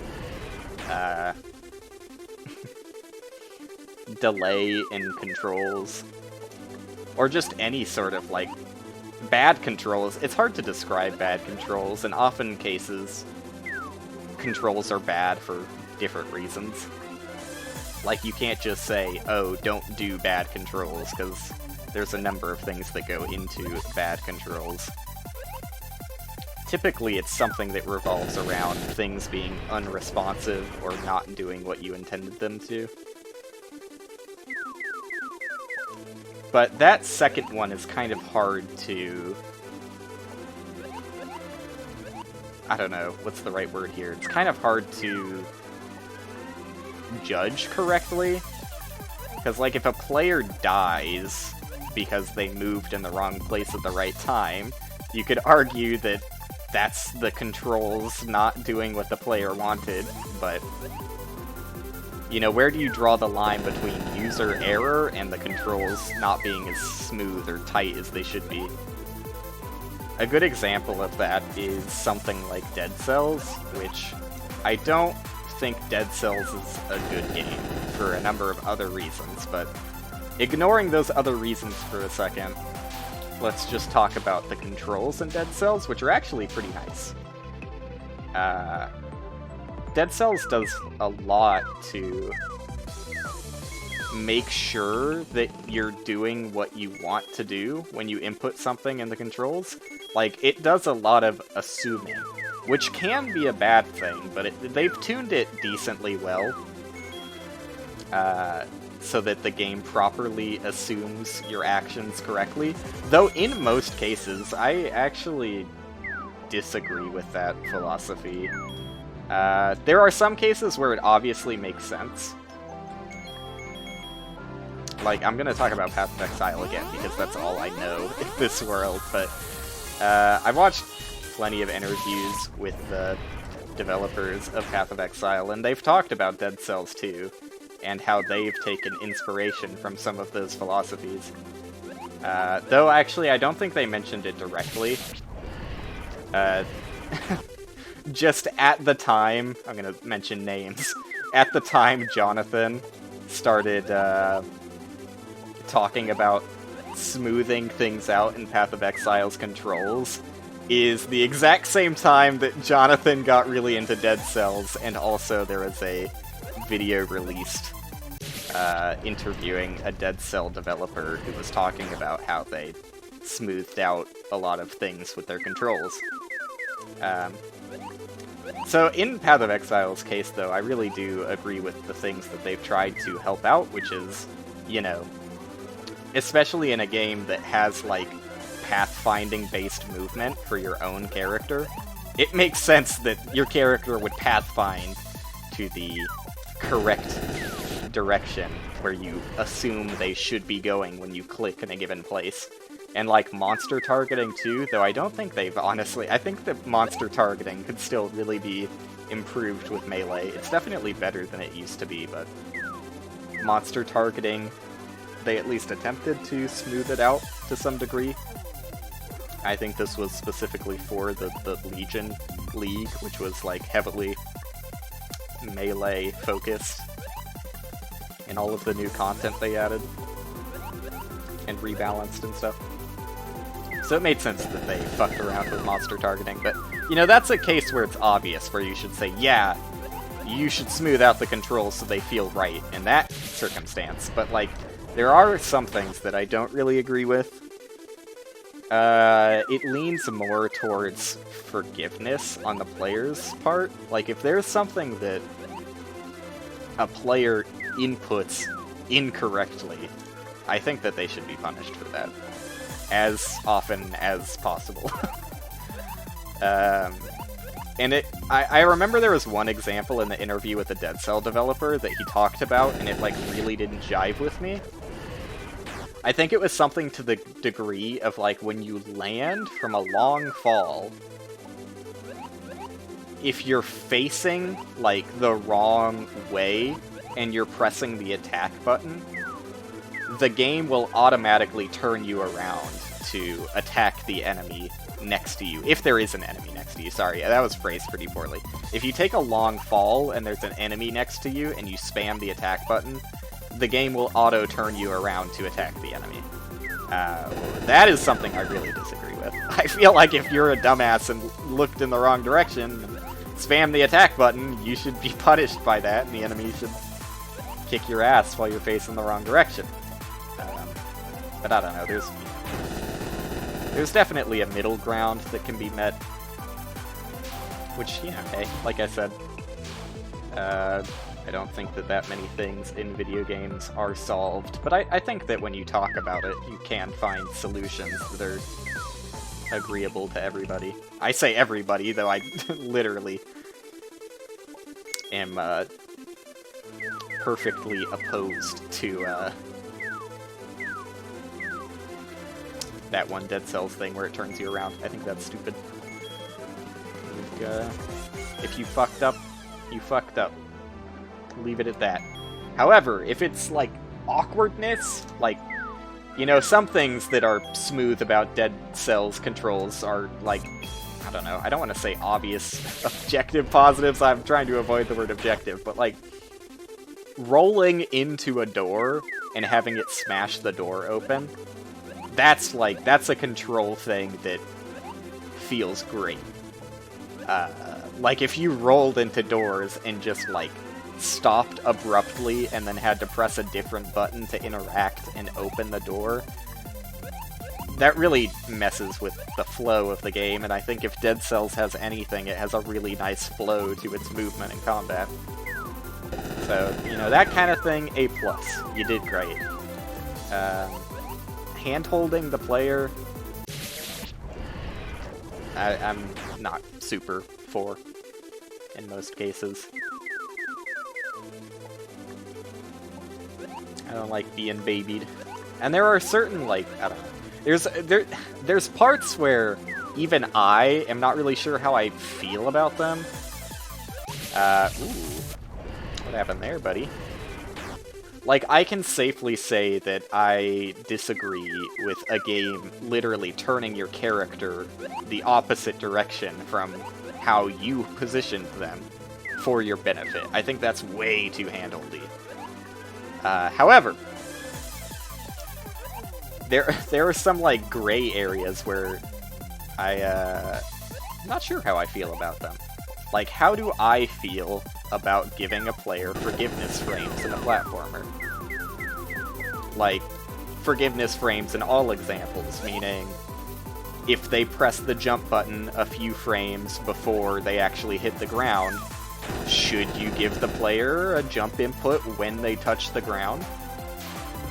And if that's the correct idea, how many forgiveness frames do you give them?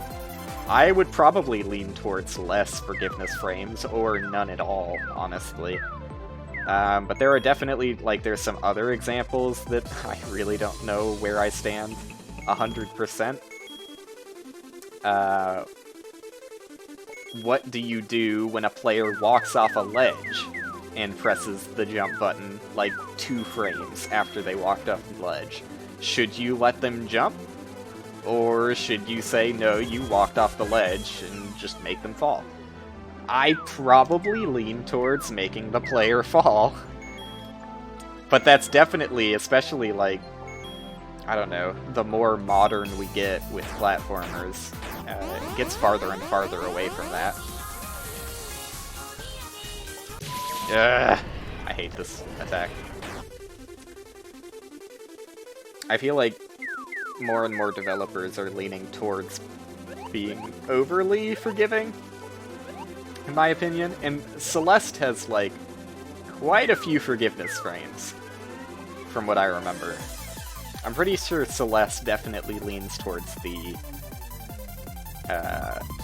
hand-holding a little bit. And, you know, I'm not saying that as if it's bad. I'm literally saying I don't know where the right middle ground is, because I am not sure what I would do if I was making a platformer. Which, you know, I do probably plan on making a platformer at some point, but it's hard to make a platformer, honestly. Not because, like, the level design is hard, because honestly, I think that platformer level design is way easier than a lot of people give it credit. I mean, a lot of people do it really poorly, but in general, I think that, like, I don't know, when most people make a platformer, I feel like they put platforms without purpose. Just when you're making a level in a platformer, I feel like everything should have a purpose. But most people are just like, I'm gonna put ground here because I want the player to be able to stand. Which I guess is purpose, but, you know. I'm typically thinking more about what ways do I want the player to move. And then, you know, you get fun obstacles involved and have sort of templates that you can use, and then you sort of slightly mix up the template, and it's fine. You know, it's fun. I think platformer level design ain't that bad. It's certainly, like, talked up and praised a lot more than I understand. Like, 1001 Spikes, it's, like, super praised for its level design, and I don't know, like... I think that 1001 Spikes is a decently good game, and has, like, some really interesting, puzzly platformer levels, but, like, I don't know, that doesn't really... Oh! The corner of the DVD bouncy screen. I don't know if that's DVD screensaver, that's probably a more understandable reference. But, anyways, what was I saying? Dumb shit. I thought 1001 Spikes was fine, like, it's good. It's good level design. I think the Arctic levels are worse level design, but, I don't know. I'm sure somebody could probably make arguments here and there that steer me in the other direction. But nothing really stood out as, like, absolutely spectacular. I mean, maybe it's because I didn't play the original when it came out. It might have been ahead of its time, but I don't know. I feel like when you play a lot of fan games, that kind of level design is very common, honestly. So I don't really know why 1001 Spikes is praised so highly. It's like there are some really, really good fan game screens that you have to puzzle out and, like, understand what you're doing. And that's, like, basically the shtick with 1001 Spikes. God damn it, I was trying to time it so the hammers would disappear when I jumped.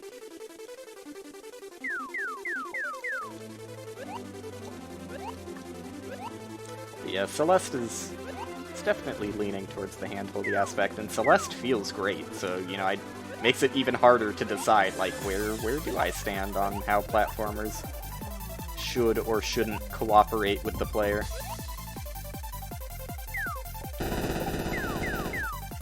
And it's, like, a weird thing, because, like, a lot of people talk about, like, developers being either for or against the players, and to some degree, like, that makes a lot of sense in certain cases. Like, I would definitely say if you're making a trap fan game, you're definitely a developer working against the player. And I would say that the majority of, like, games that you spend money on are games that work for the player.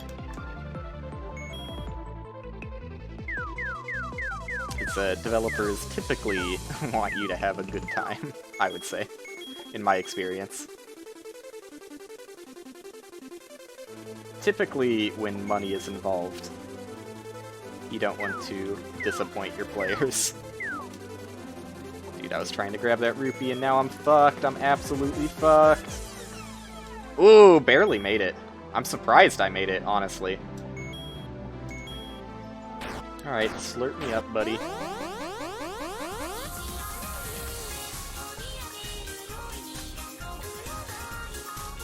I fucked up my double jump. There I go. It is the 2-hour mark. I'll give it, like, one more attempt that makes it to the avoidance, I guess. Ugh.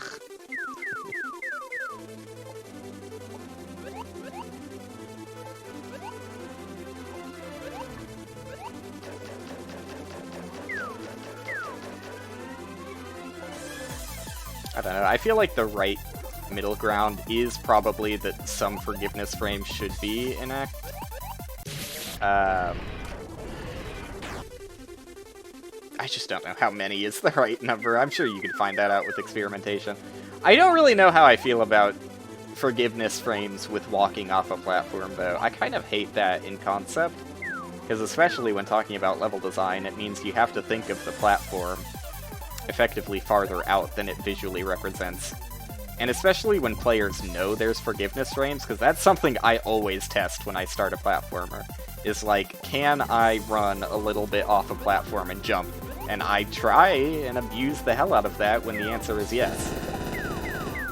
Now, typically, designers are also not stupid and, you know, design around the fact that you can get a little extra distance if you know what's going on. But it just seems like a pain in the ass. And it also, I don't know, it just doesn't feel right for me. Like, in one case, the case where you talk about forgiveness frames on pressing the jump button slightly too early before you touch the ground, that, at the very least, is just, like, strictly a control thing. Oh, I can't believe I missed that rupee. But that is, like, well within the bounds of, like... You could probably completely miss that even happened, right? Like, you thought that you touched the ground or you wouldn't have pressed the jump button in the first place. And it's not like you're jumping early, like you're not jumping in the air. Like as soon as you press the jump button, it's just waiting till you touch the ground and then instantly jumping as soon as you do touch the ground. Also, I really fucked this up, didn't I? I was too busy thinking about jumping. So that doesn't give you, like, any actual advantage or anything. It's just like, well, I guess it literally does give you an advantage, but not an advantage above someone who's, like, good at, well, okay, literally an advantage above someone. It puts you on par with someone who would have timed the jump perfectly anyways. It does not make you better than someone who would have timed the jump perfectly. So yeah, it doesn't give you an advantage, it just brings you up to speed. Which is fine, I think. However, in the case of, like, effectively extending the distances platforms reach out by, like, giving you forgiveness frames on walking off ledges, that's, like, super awkward for me, because it fucks with it in my head. Like, now, when I want to jump at the edge of the block, I feel like I need to wait a little bit longer than the edge of the block visually, and it's just eh. And obviously you can alleviate that by not asking the player to make any jumps that are super punishing. And actually require you, like if you actually required the player to jump beyond the visible lengths of a platform because you allow forgiveness frames, that's just bad level design. But, it still fucks with me. Because, like, in the example of someone who would have timed the jump perfectly anyways, like, in a world where you don't give forgiveness frames... I thought I was safe there. In a world where you don't give forgiveness frames for walking off a ledge, the player who would have timed it perfectly at the ledge is now, like, somewhat punished, because, like, their ability to discern the edge of a platform and time a jump correctly means that they're actually jumping earlier than they should be for optimal distance. Anyways, I don't know. I think that kind of hand-holding is not a good idea. But I definitely do agree with the at least like a couple frames of if you press the jump button in the air, you should jump like frame 1 when you touch the ground. That makes sense to me. Seems fair and balanced.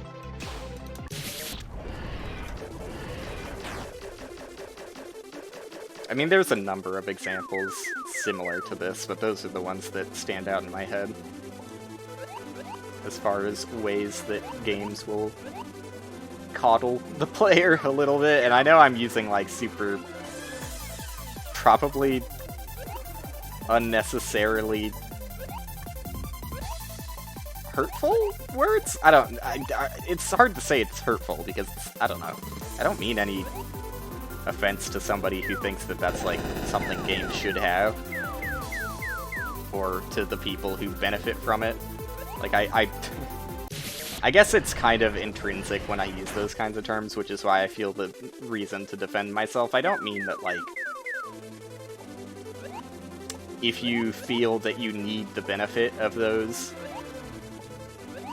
Well, I can't think of a better term to call it. I'm gonna say handholdy interactions, developer player friendly interactions. Like, what is the other way you call that? Forgiveness, I guess, is like a nice way of putting it. But if you feel like you need the benefit of that forgiveness factor, I'm not saying that makes you any less of a real hardcore gamer. Just, you know, talking about what I have fun with, I guess, and what I would probably design around. So I should probably avoid the hand-holdy coddling kind of talk. Because I really don't mean that it's bad. That definitely gives it negative connotation when I use those terms.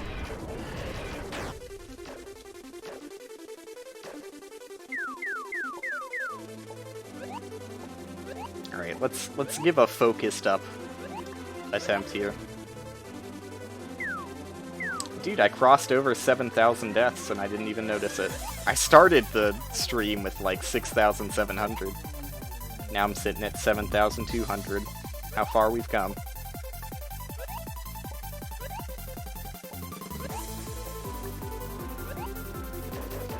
The deaths on the boss are pretty slow though, so a lot of them are probably on just the platforming levels I hadn't finished before the boss.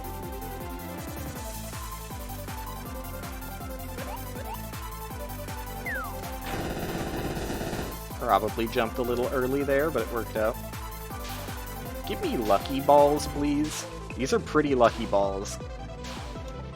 Some of the luckiest balls I ever seen.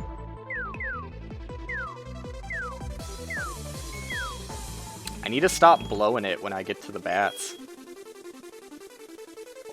Oh. Just wait on it. So long as you don't get yourself stuck in the corner, that's like super free.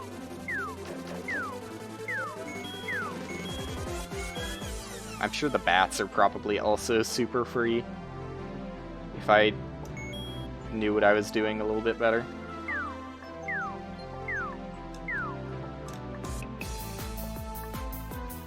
I feel like I'm missing too many opportunities to pick up rupees trying to bait the bats as effectively as possible. I really fucking hate that the bats freeze at different times. Like, the fact that that's random is actually, like, more and more seeping to the front of my head. And, making me angry. Making me feel like that was a really shitty idea, and maybe they shouldn't have done that. Maybe they fucked up with that one, huh? I'll wait. Take your time, Goomba. Please tell me I can make that, thank you.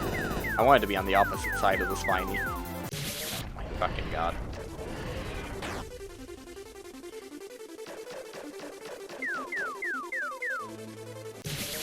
Okay.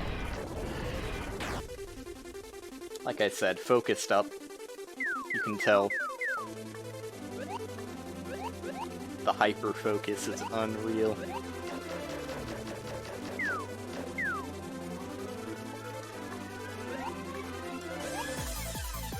The triple from big to mid to small. Can't keep getting away with it. I'm gonna wait till you get more to the mid so I can guarantee I'm safe for the spiny. You know, it's okay to take your time sometimes. You don't always need to go straight for the Goombas. Just let the Goombas come to you. And wait in the crossfire, like always.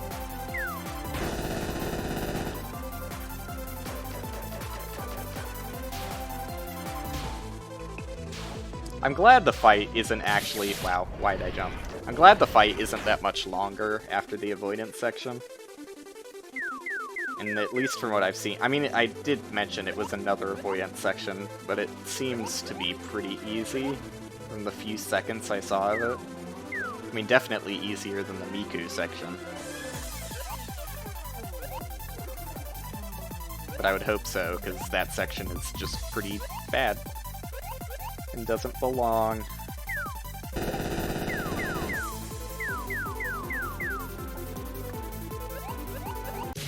Yeah, that's fine. Makes sense.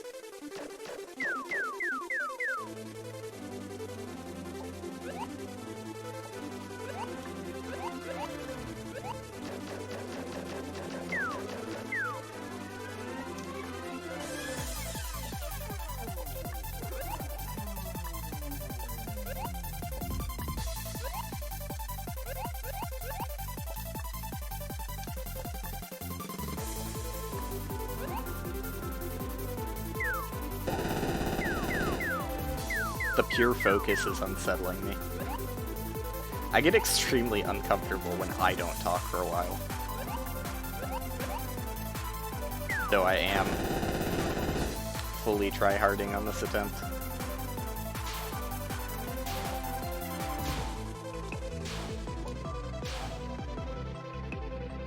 I mean, if I was fully tryharding, I would probably avoid standing in that corner, because it isn't the best idea at all times.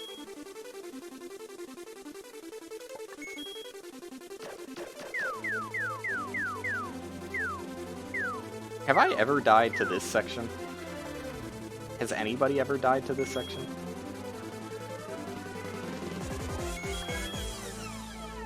Just seems like painfully easy compared to all of the other obstacles here. Dude, fuck off! Why did that bat decide he just didn't want to give up, dude? It's so frustrating. Yeah, I'm fucking done with this fight now. I said I was gonna make it to the avoidance again, but just fucking fuck off. It's stupid. Alright, that's the K2 section of today's stream. Woo! Oh god. I hate how fan games, well at least K2, fucks up my monitors for a little bit when I open and close them. Don't need that anymore. I guess I'll keep my timer going. Let's do a monster train run. I think that sounds like a good idea.